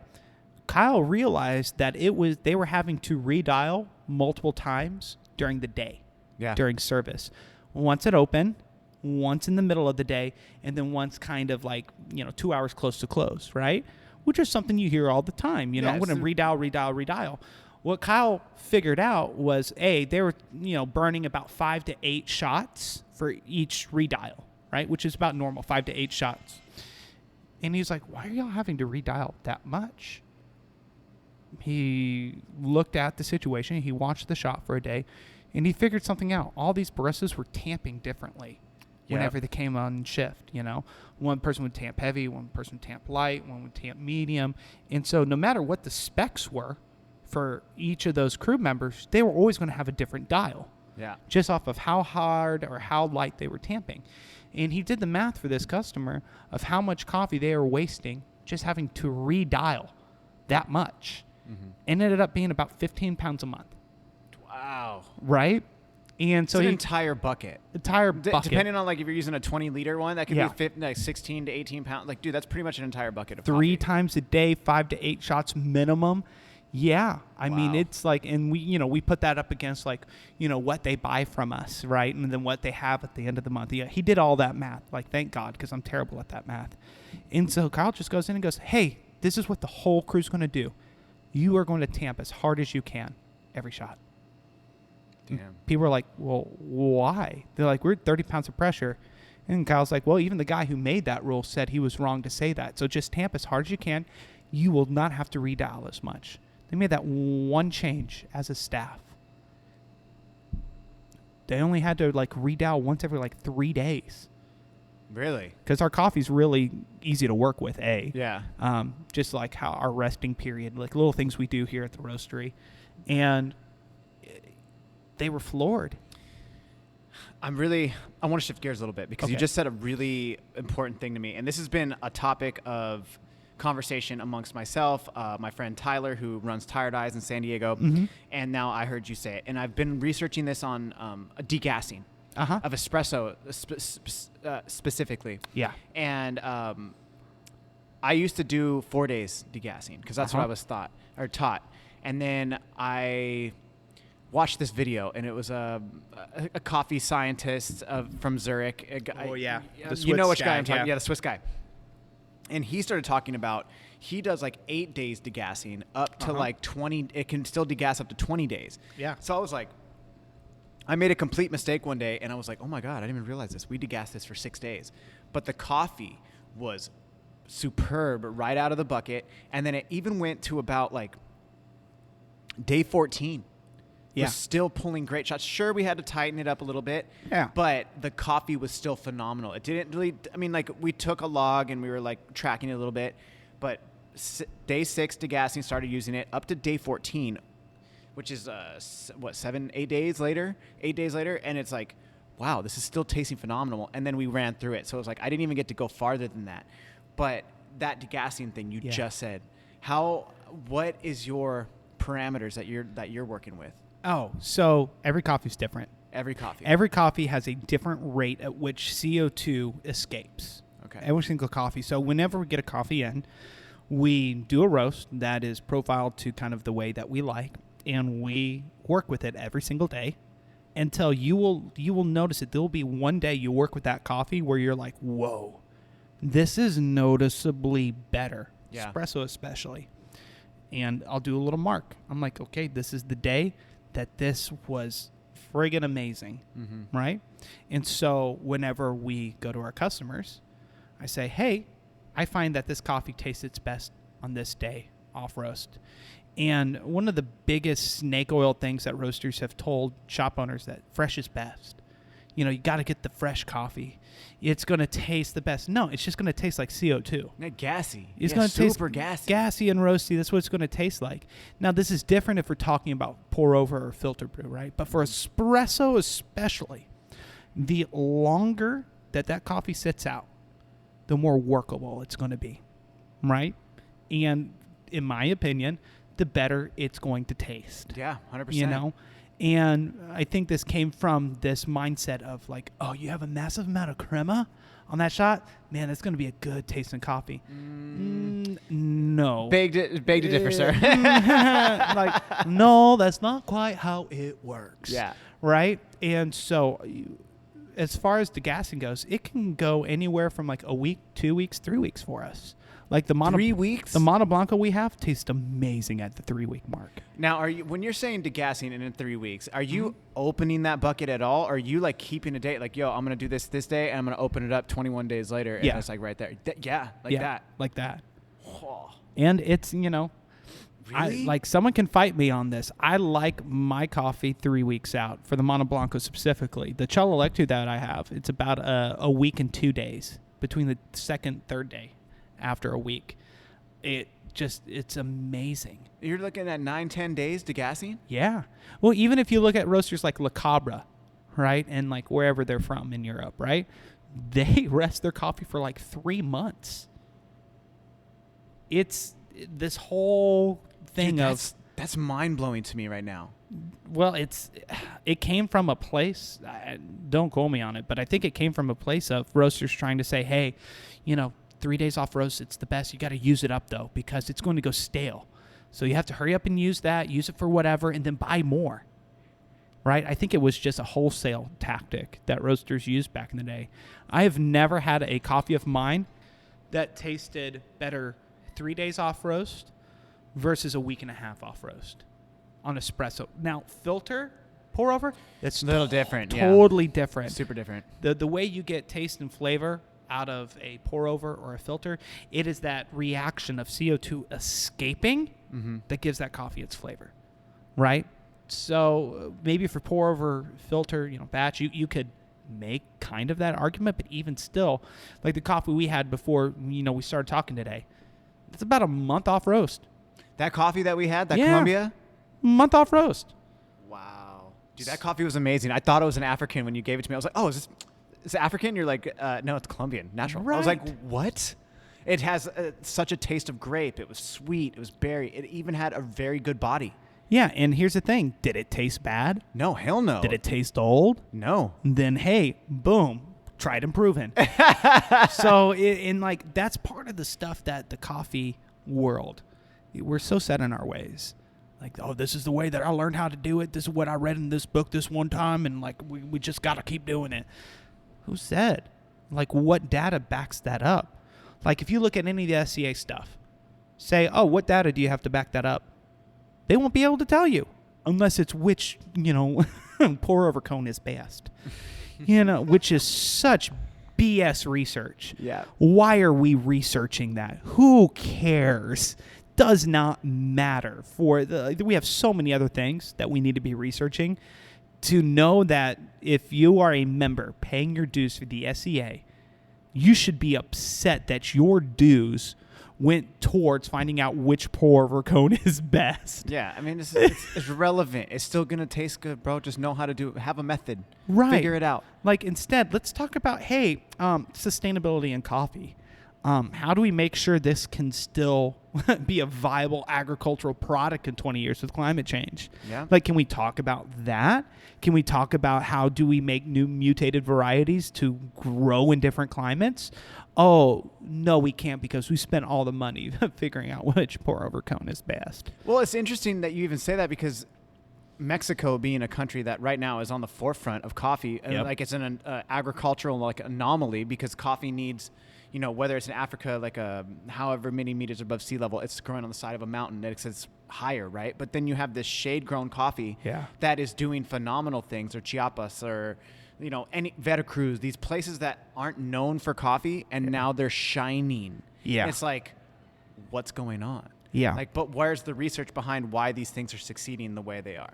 That's what I want to know. Well, that money's going to stupid things like latte art throwdowns and which pour over cone is best. That's why. Do you think maybe it could be because they're trying to push forward more of like a sustainable business? Yeah. As opposed to a sustainable commodity? No, they're trying to be cool. Is all that it is. They're trying to pander to the people who are still just getting into coffee. Because if you've been in coffee long enough, you really don't care what the SCA says. Because you have gone and you've had experience. And a buddy of mine worked for SCA for years. And I asked him, I said, hey, where do they get all of the data for, when they say, hey, do it like this, do it like that? He goes, can I be honest with you? I was like, yeah. He goes, they 100% made that up. And I was like, what are you talking about? It's like, dude, literally, we sat in a room. And they're like, what should we make this? And a guy there was like, just say this. No rhyme or reason for it. But that's what they judge people on. That's what they take people's money for to train them on. Yeah. And it's on stuff that they made up. I'm not going to say any names, even the competition that I was in, but I was in a competition. Yep. And one of the critiques that I got, I came in dead last. Nice. Yeah. Yeah, I loved it. Loved it. And I owned it. I definitely, for like the 2 hours afterwards, I was livid. But then afterwards, I sat back and I kind of just was like, I call bullshit. Right. Because one of the things that was said to me was, you didn't have enough descriptors. And I was like, what do you mean? I was like, I gave 4 solid descriptors of what this coffee tasted like. In my opinion, 4, I'm sorry, maybe my palate isn't developed that much, but 4 solid flavors are good. This guy said, you know what? Your descriptors weren't enough.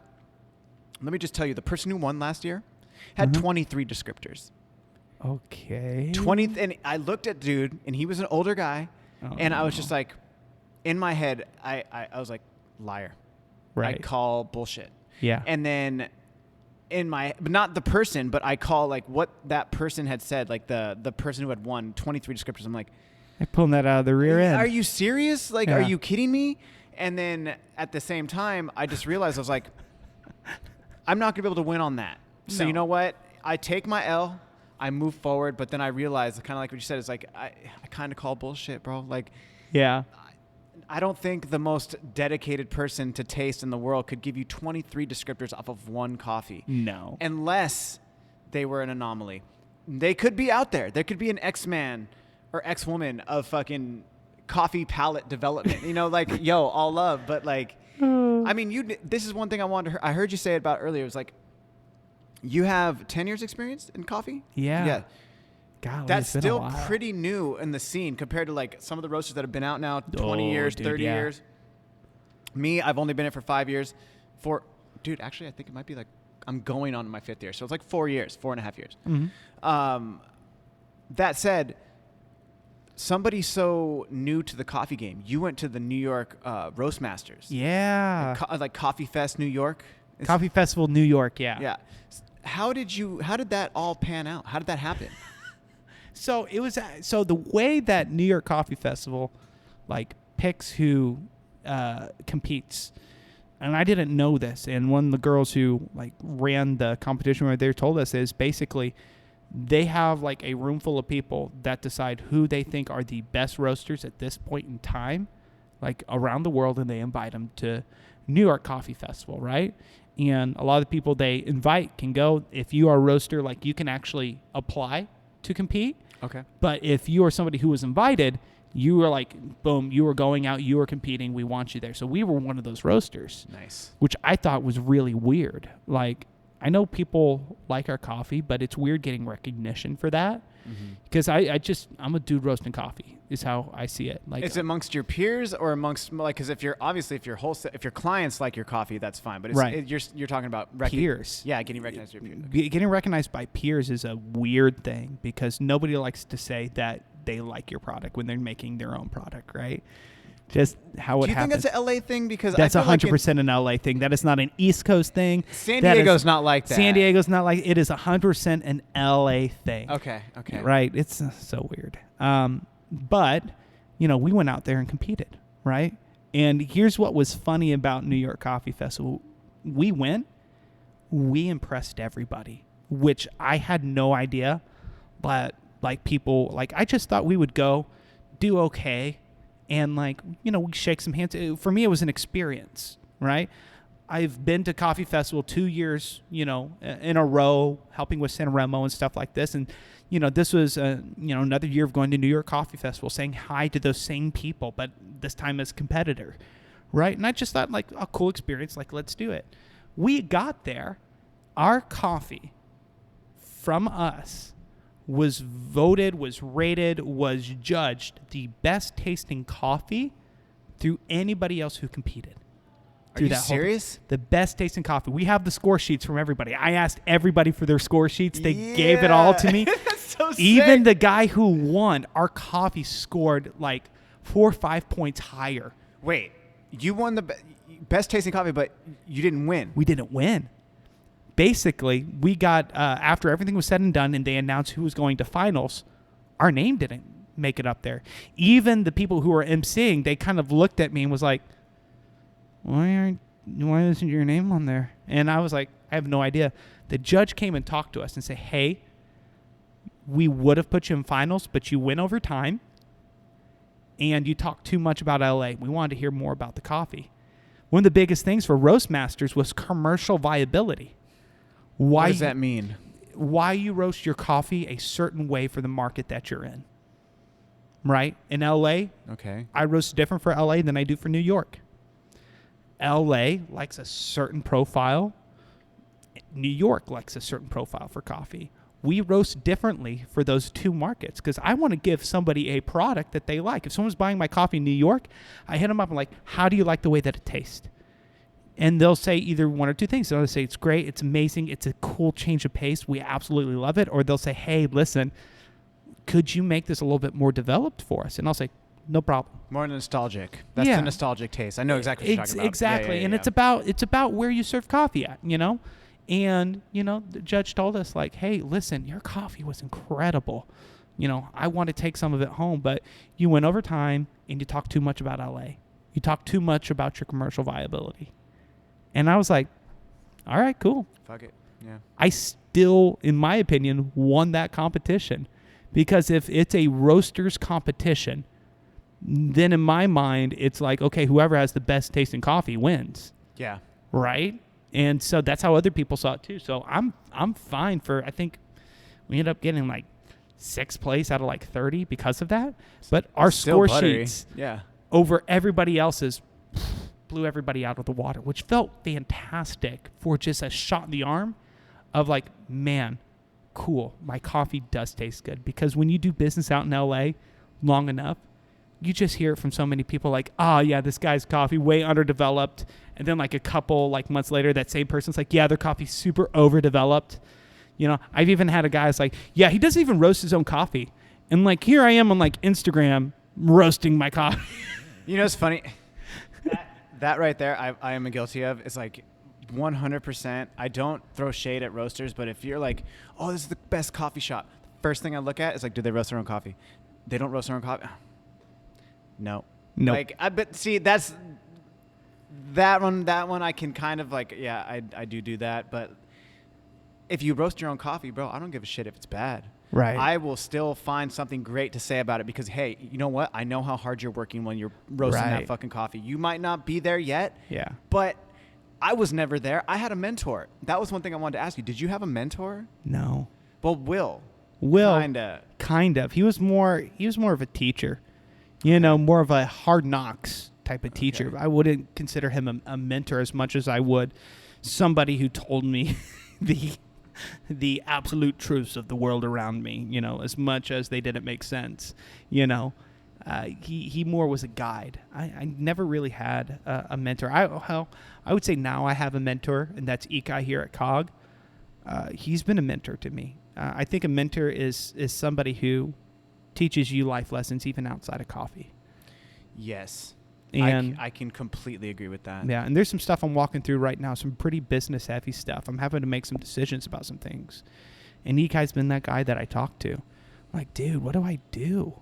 Like, this is a big decision. Like, what's up? And he's always been there. He always answers the call. He always texts back. He always gives me he tells me what I need to hear, not what I want to hear. And I have people in my life that I tell them what they need to hear, not what they want to hear, and they hate me for that. Yeah, you got to do it, man. And you have to do it. It's part of like, hey, listen, I'm not doing you any favors by just telling you what you want to hear. You know, if like people know. Well, what good is that doing you though? You know, you need to get better. Yeah. Well, and that's like when people ask me, I think I have a crew of people that will ask me, then other people who won't ask me, but they'll bring their coffee to me and they're like, dude, tear this apart. What do you think? Because I will give you honest feedback. I will not BS you. I will not sugarcoat it. Mm-hmm. If I feel like something needs to be a little bit better or a little bit, you know, different in that roast, I will tell you what that is. I've had that conversation with you. Yeah. Oh, dude. Yeah. 100%. You know, because it's like, listen, I'm not doing this to be a jerk. I'm doing this because it's like, man, this is good, and you can make it even more good. Yeah. You know, and it's like, what service am I giving to somebody if I'm not being completely honest in that? And that's, you know, that's just kind of LA. People just like, oh, dude, you're so good at what you do. It's great. And then in private, they go, yeah, it's actually really bad. But dude, it's, you know, on that point, I will say, like, I mean, I'm going to be 100% honest with you. When we were doing the training, the first thing I had saw when Eric was like, we're going to have this training, and Kano, you're going to do roast training with Andrew. And I was just like, what the fuck? Like, am I doing something wrong? But then at the end of the training, at the end of the day, Eric came back to me and he's like, how did you feel about that? And, you know, at first, even though we have worked together in the past multiple times, and I respect you fully, I was like, you know, Eric, I was a little taken back by the roast training part of it, but I was like, it wasn't even like it was roast training. We collaborated, and you gave me new insights and thoughts of things that I didn't even think about. And I will be the first to say that. I will 100% honest. I never thought about starting the roaster at 50% air, or even doing like 0, 50, 0, or 50 and then just off at first crack. And I was like, to your point earlier in the conversation, you're like, why not? Yeah. Just try it. And I tried it, and it was like, even in the middle of our training, I hit the emergency stop button on accident, and I had to let the green out. But because I've past experiences, I scooped it all up, threw it back in the roaster, and then we cupped it. And it was like, it was good. It was the best one, and you picked it. And I was like, oh my God. And it was that moment, I was like,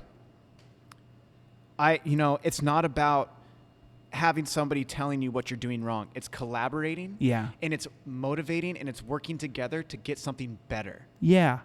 And that's a lot of stuff that people don't like to hear.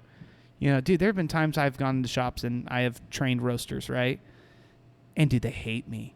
They absolutely hate me because they have their identity worked up in that roaster that they run. Yep. And this was about like 6 months ago. And I was helping a guy here locally. And he's like, dude, I have this roaster. You know, he's a good kid. I love him to death. But, God, taste this coffee. And I tasted it. I was like, whew, this is Veggie City. Like, one of the tasting notes on the bag was pistachio because of how vegetal it was. No. Very creative way of saying your coffee's vegetal is say, tastes like pistachio. But I sat down with this guy, and I was like, what are you doing? And, man, this kid, he knew it all. He's like, you know, I only do the best. You know, I do things this way. I read this. You know, I do this thing by Scott Rao. And then I learned this thing from, like, James Hoffman. And then I watched a Chris Baca podcast. And, like, I did this. And, like, I talked to my buddy. He works there. And, like, yeah, I know my stuff's good. And I looked at him, and I was like, hey, I want you to try my coffee. Yeah. And he's like, okay. And he tasted it. He goes, bro, this is bomb. I said, cool. Yesterday I came in when you weren't here. I roasted your same coffee on your roaster. That's your coffee. Damn. That's kind of a dick move. It's kind of a dick move. Yeah, but like that is good. That right? is good. Yeah. But he's like, oh, well, why does it taste like this? Yeah. I was like, well, I want to show you how to do that. I want to hold your hand and I want to like show you what I did, what I figured out about your roaster, because every roaster's different. Like the roasters who like get all worked up like, oh, that guy's just using my profile. That is some BS. Doesn't matter if you have some other roaster's profile. You can't replicate it on your machine. Every machine's different. Even if it's the same model and the same brand, Yep. the same manufacturer, it doesn't matter. It's going to be different. And I said, this is what I figured out. But I'm only going to tell you how to do this if you're going to be receptive to it. Because he literally spent an hour and a half telling me about how amazing he was and how good he is at roasting. And I said, what I'm doing right now, I'm not trying to be mean. I'm not trying to be a dick. I'm just trying to come in, you know, very humbly and like maybe offer some humbleness your way. Yeah. And I want to walk with you on this because I wish somebody would have done this with me. Your mantra. My mantra. Yep.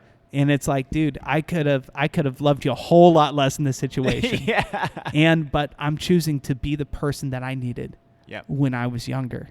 And like this kid was like, dude, thank you so much, because half of what I said for an hour and a half I don't understand. I just know how he's to regurgitating. Just regurgitating it of stuff that he's read in books. Bro, that's the and that's a huge problem in the industry as a whole. But with this kid on the roasting side of things, when I showed him what I did on that roaster, he literally sat down and he's like, I didn't know you could even do that with this roaster. Mm-hmm. It's like, dude, yeah, and this is the product you get out of it. And so let's get another coffee that you have. Let's throw that on. And after like 2 hours, he was roasting this coffee. And he's like, dude, for the first time in 2 years, I feel like I finally understand how to use my roaster. Damn. And I was like, why is that? He goes, because nobody ever spent the time to ask if, hey, do you know what you're doing? And I think that's a part of this industry that we have to, we have to be open-minded to. That there are people that are just kind of hanging on and doing what they're doing because they're scared if they say they don't know what they're doing, they're going to get fired. You know, they're faking it till you make it. That's a very LA thing, you know? Yeah. Yes, fake it till you make it, you know? Like, but it's interesting, too. That can translate to so many things. There's a contractor that I talked to one time. He's like, yo, people could be like, can you do this and do this design? He's like, yeah, no problem. And then he's like, I just go outside and go YouTube it. Yeah. And then he's like, and then I figured out. I mean, he was a successful contractor. He had training. He'd been in the years. Yeah. But he's talking about things that like being 15 years deep. He doesn't know how to do it. No. But somebody on YouTube put it on there. Yeah. But even you would be surprised. Even in 2020, we are damn near March. We are 3 months into this bitch, and there's still people who will be like, I didn't watch it. Like, you could easily just watch a YouTube video and learn the process and learn how to do these things.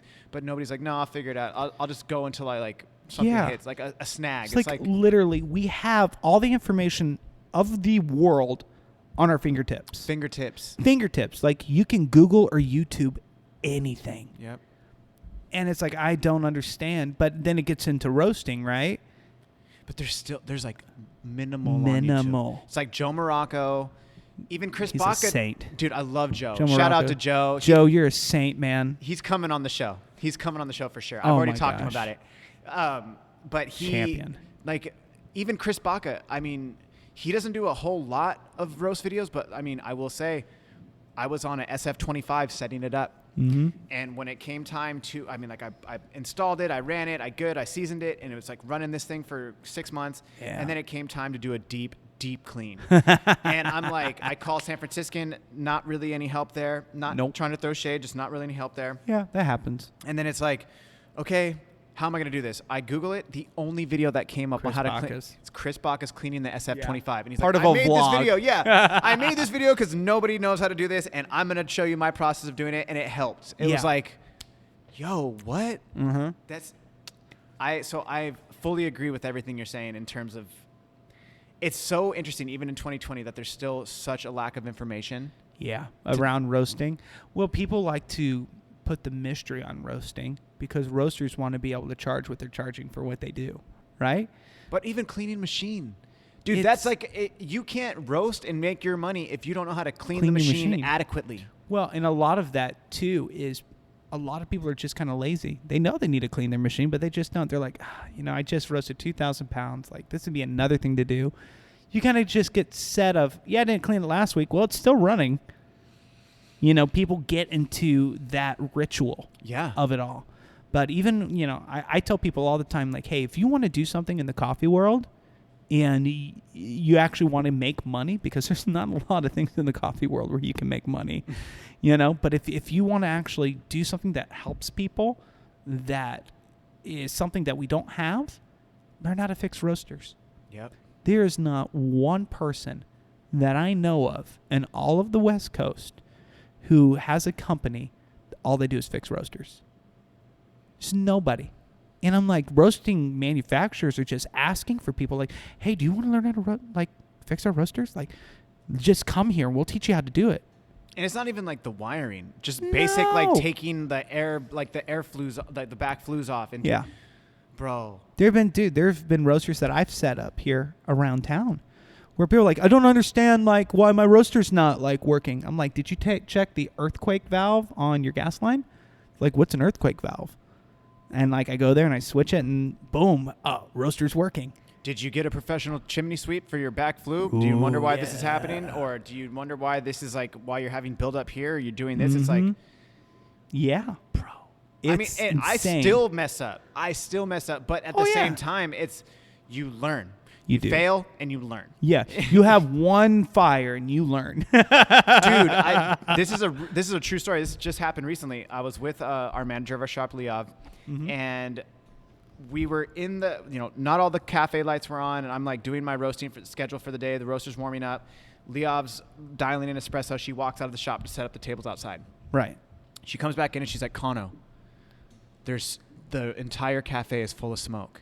And I was like, what do you mean? And I like look up and I look in the lights to see the reflection, and sure enough, there's like a cloud of smoke. I'm like, open the windows, let's go. Boom, turn off the roaster. I'm like, okay, there's a fire on the inside. Boom, turn off the roaster, turn off the gas. Chaff. Boom. It wasn't the chaff. Oh, no. No, because everything was cleaned. I had forgot to clean the one back air flue. That was not the main back flue. Yeah. It's the back flue of the Dietrich, just a little tiny one. Yeah. And because I had cleaned it out months before and there was no buildup after 6 months of roasting, so I was like, this is going to go fine. But because it had already been seasoned and all these things, and our poundage is going up, there was a buildup like that. I mean, like a half inch, maybe like a little less than a half inch, like maybe like a that'll go up. And it was like charred. Like there was a fire in that back. I was like, oh my God.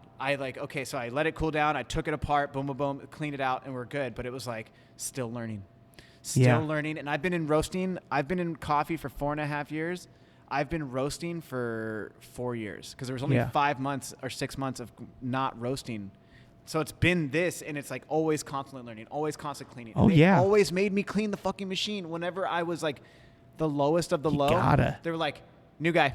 Clean the machine. You're cleaning the machine. So it's like, empty the chaff, get the vacuum out, get your razor blades out. Get the scrubbers. Yep. It's like, you have to. But I love that shit now. I hated it for so long. And it's therapeutic. Dude, now you just, headphones. Oh, boom, son. Just well, there's nothing is as good as like good hard work. That's just me. Mm-hmm. Like I have my best days whenever I'm like, it's been a good hard day's work. It's therapeutic for me. Yeah. And so being able to like, especially that roaster, oh my gosh, that It's UG15. a big one, Like, well, and the thing with this UG15 is Kirsch and Mauser, right? And if there's something that goes wrong with this machine, guess what? I'm on my own. Yep. Like, they do not help. They're like, yeah, you're in the U.S. We're not there. If I call Probat and I say, I'm having trouble with this UG15, they're like, oh, that roaster doesn't exist anymore. And I'm like, sick. And so everything I've had to do is just figure it out on my own with it. Yeah. But when I have to clean that sucker, I'm here for 4 or 5 hours. Yep. And that's once every 2 weeks.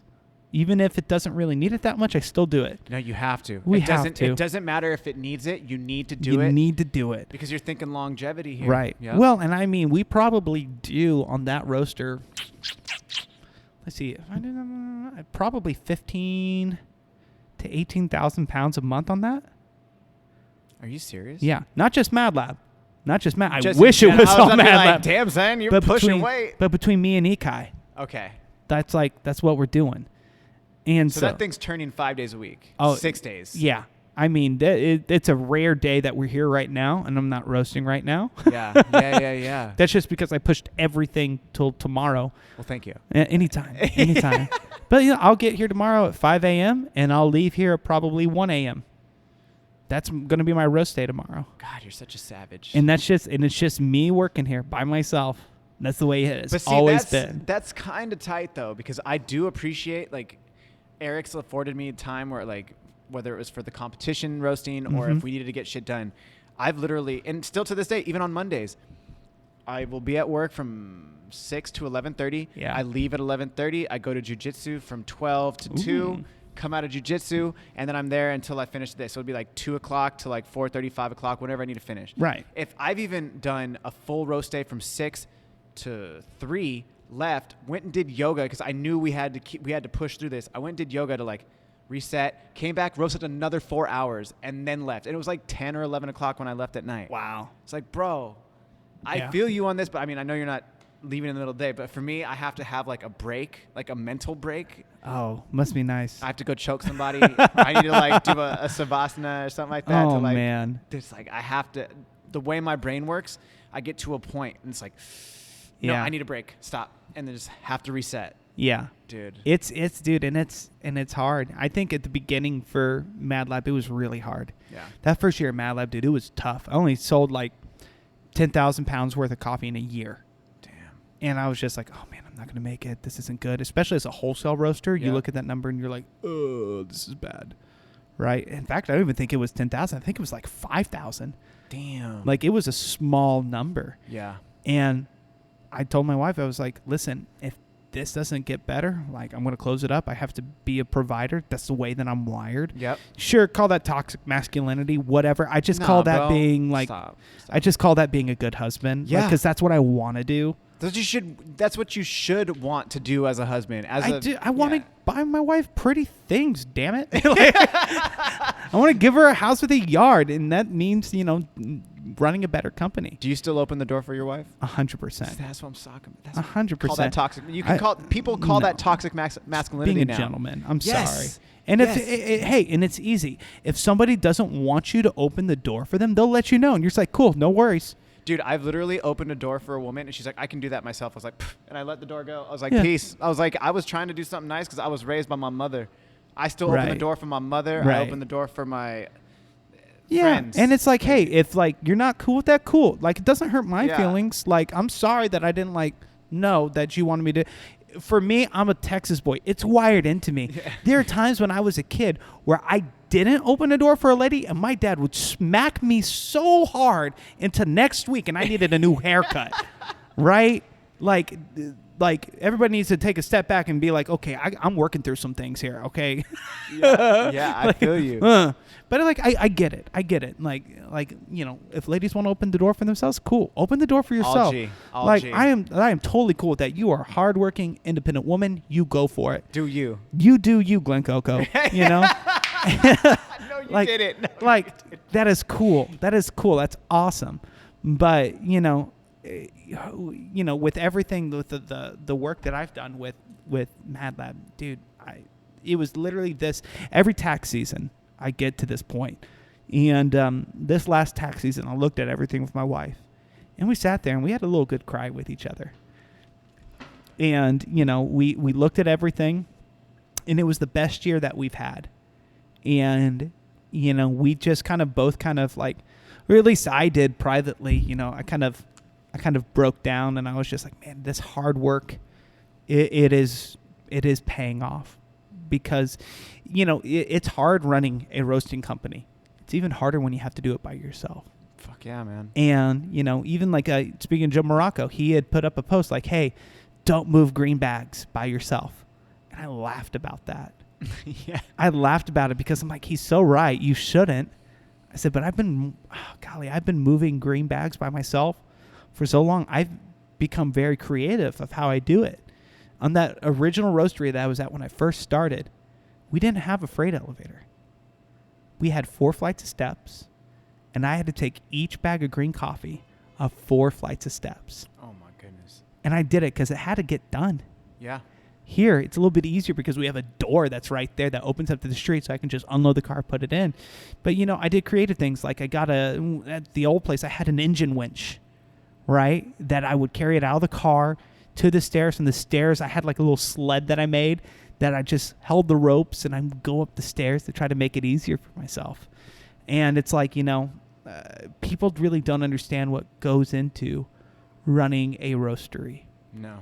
A lot of shops don't. They just see, hey, this guy brings in this coffee every week, and awesome, right? And whenever I start having a partner that kind of gives me a hard time about something, maybe something like, yeah, dude, this coffee, it wasn't where it was at when we cupped this. Like, I don't know. And I said, well, tell you what, come to the roastery. I'm going to have you roast a batch. And they're like, really? I'm like, yeah, but come ready to work. Yeah. They said, no worries, I'm there, because they're excited to come roast coffee. Mm-hmm. They get here, they regret it about an hour in. Oh, yeah. Because, all right, here's what you're going to do. You're going to open up that bag. You're going to weigh that out, right? You're going to put that to the roaster. We need this many rows of this, right? Your coffee is going to be here in the queue. When we get there, I want you on the controls. I want to tell you what we're doing with this profile right now. Here's how we've tracked it over the last couple months. Yeah. We're starting to run into some age with it because we're at the last of our pallets with this. Getting a little bit baggy. Right, getting a little bit baggy. So we had to rework it like this. And, then we go through QC, and, like, we're pulling out, like, triers of coffee throughout the roast, and, like, we're doing cupping and QC. At the end of it, they're like, yeah, this coffee tastes great. Yeah. Bro, all this shit you're saying to me is like, yes. Just yes. Yeah. I mean, like, I understand exactly what you're talking about, because it's so... Everybody wants to roast. I can't tell you how many people I hear in interviews, I really want to learn more about roasting. And then you actually tell people, like, you show them and they want to do it, and they're like, oh. Yeah. It's not just hopping, and this, again, not to throw shade at baristas. It's not just hopping behind, dousing it out, right, boom, pulling the shot, and you're good. Do your doodle, and you're good. For baristas, the reason they get so interested in roasting is because they see that as the next step of their coffee career. Yeah. Right? They see, you see bar back, cashier, bar back, barista, lead barista, manager, operator. Then you go work in a roasting company, and you start on that ladder, where you're a bagger and tagger. Mm-hmm. Then you're actually, roasting the coffee. Then after the roasting, you're becoming a green buyer. After you're a green buyer, you are a savant of all things coffee or whatever, right? People don't understand that, running a coffee shop, running a roastery, those are two totally separate industries that are just connected. Yep. Roasting is food production at the end of the day. We are just food production. Mm-hmm. The reason people want to be involved in it is because roasters have done a really good job romanticizing the process. They're like, look, we're in Guatemala right now. We are in Colombia. We are in Africa. We are finding all these coffees. Oh, we've romanticized it. It's romantic, but it's also passion, though. Right. Well, to a certain extent. To a certain extent, right? At the end of the day, because here's the thing. We don't do origin trips. I don't do origin trips. Mm-hmm. I choose not to, because the farm that I'm buying from does not need some white guy that looks like Forrest Gump when he comes running to go to his farm and say, well, man, I really, if you can show me your processing method, have you ever heard of carbonic maceration? They get enough of that. Yeah. Right. And it's like, that's a BS thing we got to take care of as far as like origin trips go. And that's a totally different conversation. But I made a decision when I started, like, you know what? there are going to be people there that I know, that I trust, that are on the ground, that have actual relationships with those farmers, companies that work with these places that I want to work with, that I'm going to put my trust in them because they are people that are above reproach. And there have been people that I've stopped working with because I find something out and I say, yeah, I'm not about that. Okay. We're going to stop. You know, and I'm not saying origin trips are bad. I think they definitely are good for a lot of things. I think they are good in those instances where maybe you've been working with the same farm for 4 or 5 years. And you're like, you know what? I have always enjoyed this coffee. They're doing a great job. I want to go visit these people, right? But there have been so many roasters that have just been terrible to farmers. That's you know? so stupid. Well, and I remember growing up, we would have guys from the cotton gins go to all the cotton farmers like, hey, listen, have you ever thought about maybe coming to our gin? Like, we'll buy all of this cotton from you. You know, we'll do that. And it annoyed the cotton farmers. And so I kind of see it being the same thing, 2 different sides of the coin, from cotton farmers to coffee farmers. They're going for their end goal as opposed to an appreciation for the agricultural product, which is the coffee. I mean, I can kind of relate on that a little bit in the sense of when I was going to Hawaii a lot. Mm-hmm. My father-in-law, he grows coffee. Nice. And then so over all the years that I've gone there so many times, this one time she was in a wedding that I was not able, like, she was in the wedding, so I just show up and I was just kicking it by myself, like, for a couple days at a time. She would come back every now and then to say, hey, like, I have time to hang out. Cool. All right. No worries. And she's like, what are you going to do today? And I was like, actually, I made an appointment to go to a coffee farm out, and it was in Kona. I don't remember what it was. Mount Thunder Coffee in Kona. Mount Thunder. Shout out. I took a coffee tour. I paid it was like top of the line coffee tour, $80, and it was me and this other chick. I mean, it was the travel guide or whatever, or the farm guide. You were just the guide. It was me and the guide, and I was like, oh my god, and I was like, it's so funny you say that because I went there and I was like, hey, I'm a roaster at Zumbar Coffee and Tea in San Diego. Mm-hmm. And I was like, would it be possible to talk to your head roaster? And like, I just wanted to talk to her about how many pounds she's doing in a day. And then I got to see the farm and see the coffee beans and see the cherries and then see the processing method. I got to talk to the farmer who was there, he came from Guatemala, and every 6 months he flies out to Hawaii to do all the drying and all the farming and everything. And for me to be there and to really like see the coffee and to see how it grew and all this, I had such an appreciation. Yeah. I was not trying to get anything out of them. I just wanted to see it and to be like, oh my God. Yeah. This is so amazing. Yeah. You know, like, and I've been to coffee farms, you know, and it is wow. Yeah. But I tell people, you know, every time I've gone to a coffee farm, guess what? I'm not there to just a cup. Yeah, no. I wear old jeans. I wear old boots. I wear an old shirt. Guess what? I tell that guy, put me to work. He goes, what do you mean put you to work? I'm like, put me to work. Where you need me to go today? Yep. And he goes, all right, man, you asked for it. And like every time, like 6 or 7 times I've been, right? Like the guys that I'm working with, like, man, this guy, man, he works, you know? Yeah. And if I could give any advice to any roaster, any barista, any owner that goes on an origin trip, go there to work. Yep. Don't go there to mooch off the people, because I don't think they understand, like, when you go, you are a burden. They are putting you up. They are feeding you. They are playing tour guide. It's kind of like when people visit me in LA, right? I have to stop what I'm doing, right? I have to say, okay, all right, let me take you to Cole's down here in downtown. After that, we'll go to Philippe's. After that, I'll take you to this bar across town. And then, you want to go to Malibu? Okay, yeah, let's go to Malibu. Oh, you need to stay at my house? Yeah, just stay at my house, all the while conducting business on your phone. All the while, right? Yeah. And it's like, you have to think about it like that. You are an inconvenience, but it's an inconvenience this family or this farmer is doing because they're like, man, this guy's going to buy our coffee. Yeah. And then you say, yeah, I'll take 2 bags. And then they look and they see the amount of food that they made for you, the time they spent for you. And like, you leave there and then, come on. I could talk about that for ages. Well, dude, I mean, again, same thing. So my father-in-law, he was like, you want to pick coffee? Yeah. Go ahead. Yeah. Whole family left. It was me.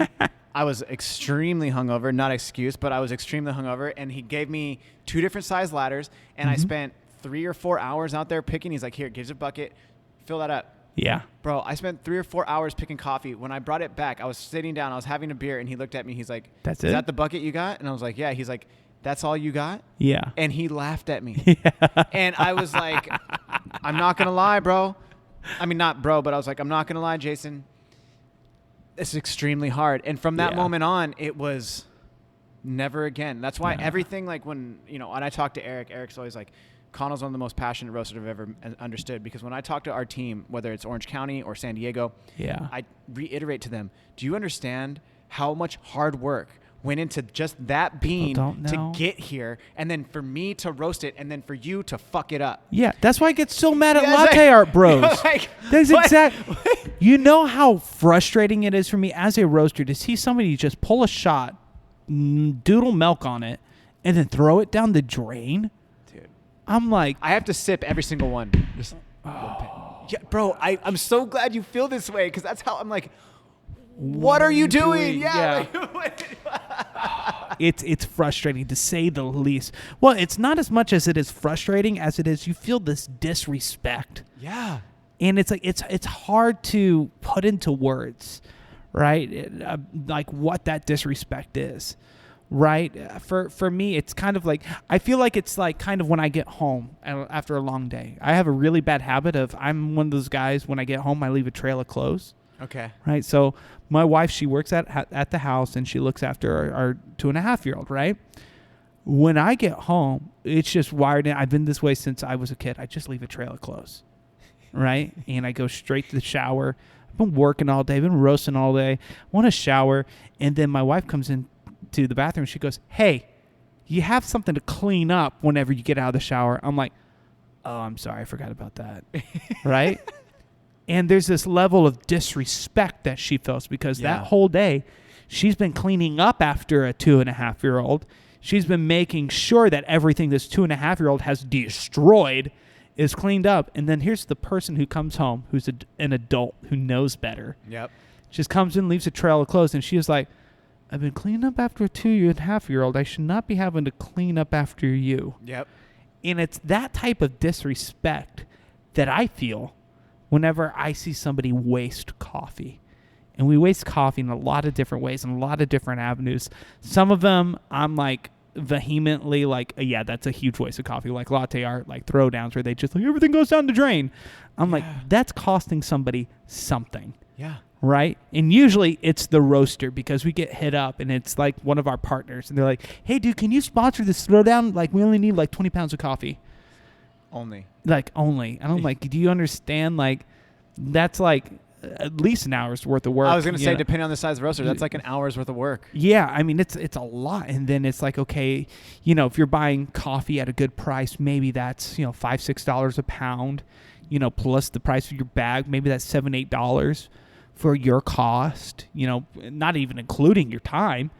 And then you're still having to wholesale at like $10 a pound to stay competitive in a very competitive market. So your margin for profit is only like $2 a pound. And then you have a partner that's like, hey, we're going to need this from you, or else we're going to have to work with somebody else. Fuck. It's so a lot. gnarly, bro. It's a lot. But what I usually tell people is like, hey, listen, instead of doing this latte or throwdown that you want to do, have you thought about doing a different event? And they're like, what kind? I'm like, what about coffee and karaoke? Why does it have to be a competition? Or if it is a competition, how about triangulation, where you actually can have some bragging rights? Like a cupping competition? Yeah. Yeah, I've been in one of those before. That's actually super fun. It's super fun. Super fun. To date, my favorite competition was put on by Akawa, and it was a roasting competition. They gave everybody the same coffee, and everybody had an Akawa, and they said, okay, whoever can roast the best coffee wins. Perfect. It was great, and I lost like bad, because it was like I like one of my first times using Akawa, and I was like, I dumped it all out before it was ready. I was like, oh man, this is gonna be Veggie City. Yeah. Right? I lost, but it was such a fun competition because people took it really seriously, A, but B, it was based on, do you know what you're doing? Yeah. Right? Latte art is something anybody can learn, anybody can get good at, as long as you doodle enough. As long as you waste your owner's resources long enough, you will be exceptional at latte art. And yeah, you can fight me on that. I will. That is the hill that I will die on, is how useless latte art is. Yeah. I really will. There's even been partners of mine where, that barista's like really excited to hand me this coffee that he's worked really hard doing latte art with. And like the first or second time, I'll be like, dude, you don't need to do that. Just give me a heart. It's like, well, I want to make it good for you. I'm like, listen, the way you make this good for me is you make it taste good. There you go. Right? But if I keep going back and back and back, and this happened last year, don't know. I think it may have been in the summertime. Yeah, it was summertime. It was hot, hotter than usual in LA.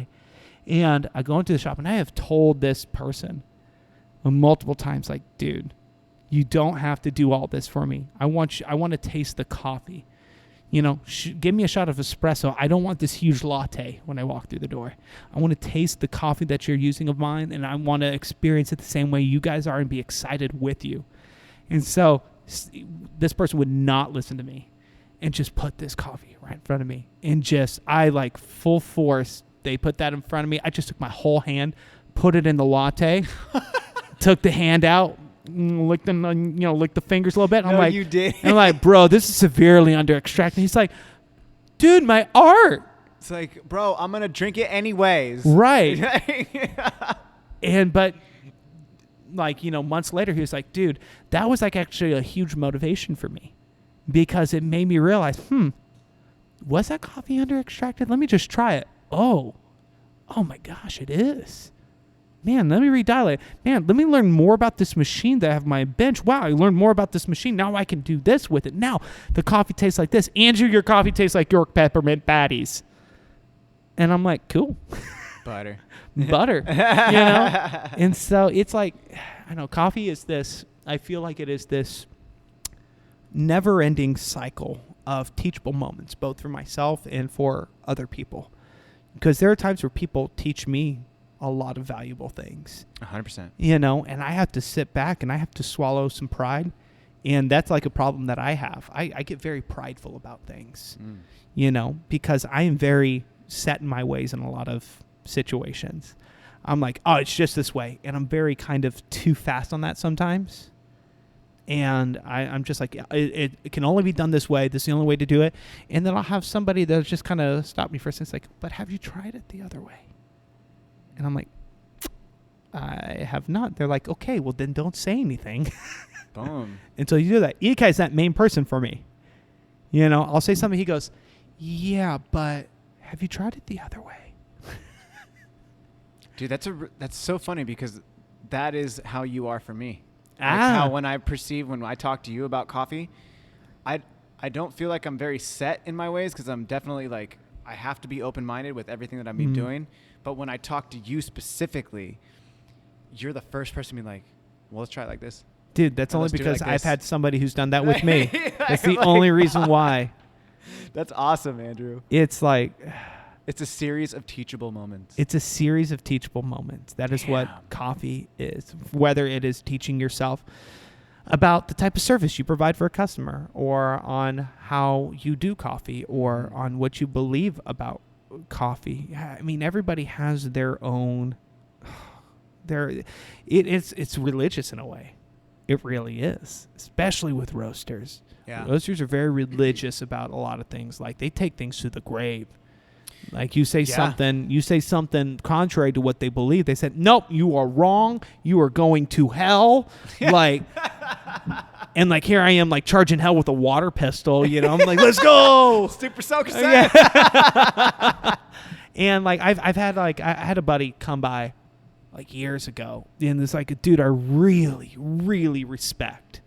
And he came to the roastery here, and he visited. There was a coffee event in town. He came, and I was like, dude, let's roast a few batches. And he was like, yeah, dude, totally down. Like, let's go for it. He got here, and I was in the middle of roasting, and he goes, huh. I'm like, well, what does huh mean? And he goes, I remember when I used to do that. Ooh. And I was like, what do you mean? You remember? He was like, kid, watch this. And he jumped behind the roaster, and he finished that batch for me. And this was a coffee I thought I had profiled every which way that I could wow, dude, these girls outside, they checking you out. Oh my gosh. They were looking at you. Oh my gosh. Stop. They're coming out of the wine event and they're just like, who is this guy through this glass in this roastery? But they're looking at you, bro. I mean, because I look like Forrest Gump when he goes running. That's why. Anyways. But this guy, you know, he finished this roast for me, and this is coffee I worked with. I thought I knew it, like, bar none. And I was just like, what is going on? Like, I have already done what I can do with this coffee. He dumps it. We start to cup it. And I'm like, oh, my gosh, this is so much better. Yeah. So much better than the, like, 2-3 weeks of what I was doing. And he was just like, yeah, I just did this. And he explained it to me. And I was upset for a second. Not at him, but at myself. Right? That I couldn't have thought that I didn't think about doing that. And so whenever I go and I start like working with other people, whether it's you or somebody else, I'm just like, I'm not giving something to them that they don't know. It's just something they haven't thought about yet. You know, in another 3-4 months, 5 months, 6 months, you would have thought of it. Maybe. No, I you would definitely get tired of it. It's like, dude, there's got to be more to this than just what I'm doing. That's what I keep thinking. You got to keep leveling up. I feel like it's like, not to be too weird, but I feel like that's like human nature. That's how we've evolved. That's how we keep getting better and better, because we're not there. I mean, sure, there's people who are content with being regular run-of-the-mill medium kind of guys or people. I generally try to be like, we're here. All right, what's the next level? Yeah. How are we going to do this again? How are we going to do this better? How are we going to level up? Yo, in new levels, different devils. You'll get to that new level, and you'll have another thing in your path that you have to like, oh, good, I got to figure this out now. Like, you start a roasting company, you're like, okay, got to figure out my green sourcing. Cool. Kind of have a handle on that. Profiling. Cool. Got to do that. After that, okay, I have people that won't pay their bills. Okay, after that, my roaster breaks. Okay, after that, taxes. And Dude, it keeps going and going and going and going and going and going. And no matter what, it is a cycle of learning how to do things better and better. And it's the same things over and over and over again. You know, taxes happen every year. Cleaning your roaster happens every week. Yeah. Should be. You know, for some roasters, it's every year. You know? Dude, honestly, a deep clean is once every 2 weeks, but I clean the roaster every day, but not like a super deep clean, just like boom, boom, boom, here, this is okay, we're good to go. And then like, you know, whatever. But right. Yeah. Andrew, we've done over 2 hours. Dang. Okay. I would love to have this conversation keep going, but I got to get back to San Diego. No, I feel you. What time is it? Oh, dang. Okay. It's almost 6:00. Yeah. So this will not be the last time you're going to be on the podcast. Ooh. More bourbon. Yes. Yes, more bourbon. And then also for everybody, I know I've been keeping it under wraps and stuff, but I'm going to be the first one to tell you and everybody who's going to be listening is that we are going to be throwing the Caffeine and Green 100th episode event. And it's going to be at Thorn. I have to decide which location right now, but it is going to be on, I believe it's May 2nd, Saturday. Oh, dang. I'll be there. So it's May 2nd. It's a Saturday. And it's going to be the 100th episode. We're going to have a rotating chair for the first, a little, maybe 20, 30 minute, podcast, just that, and then party time. Ooh, man. There you go. Be ready. I'm ready. You bring the wife if you can. It is a family event. Bring as many people as you want, or if you just want to turn up with the wife, have somebody watch baby. Let's do that. Let's do that. Hell yeah. So in closing, tell the people where they can find you, whether it's Instagram, Twitter, Facebook, whatever. Well, normally you can find me on the streets just of LA, just kind of moseying about. That's that's the main way. You'll see me. But no, you can go to Mad Lab Coffee, at Mad Lab Coffee on Instagram. That's where most people find us. Or you can go to madlab.co via the World Wide Web. Okay. You can do that. Or, just send a smoke signal out, from afar. I'll see it, Just SOS, just looking at. Just SOS will be like, yo, they need coffee. Let's go. Fuck yeah. And if for anybody else too, whoever wants to see him, you can always find him at Seven Seas in Orange County or in San Diego as well, because he's always coming to hang out. That's true. I'm always coming down to hang. Dude, that's what it is. All right. Well, Andrew, and can we give a shout out to the homie, what's this? Ikai, Cognizant Coffee. Cognizant Coffee. Mm-hmm. Thank you guys. Second home right here. Yes. And so Andrew, again, thank you so much for taking time out of your busy ass schedule. And I know you're going to be here tomorrow roasting. Thank you for pushing everything. And yeah, man, I can't wait till this comes out. Dude, yeah, it's going to be fun. Yes. Thank you, my G. Dude, anytime. Peace. Blesses. Yes. Thank you so much, Andrew. That conversation was nothing short of amazing. I mean, it even included him telling Elon Musk to his face that, hey, you're not a douchebag. Only Andrew could really do that. And including just his trials and tribulations, his journey to get where he's at today, to now serving you beautiful people out there that Mad Lab coffee. So thank you again, Andrew. I appreciate your time coming on the show. And I want to give one more shout out and thanks to Thorn Brewery in North Park, San Diego, and also Seven Seas Roasting, who are sponsors of the podcast. And I want to say thank you to all you beautiful people who continue to listen and support Caffeine and Green, because without y'all, this wouldn't keep going. So if you haven't already, hit that subscribe button, spread the word. Caffeine and Green is what it is. And I will talk to you next week. Peace.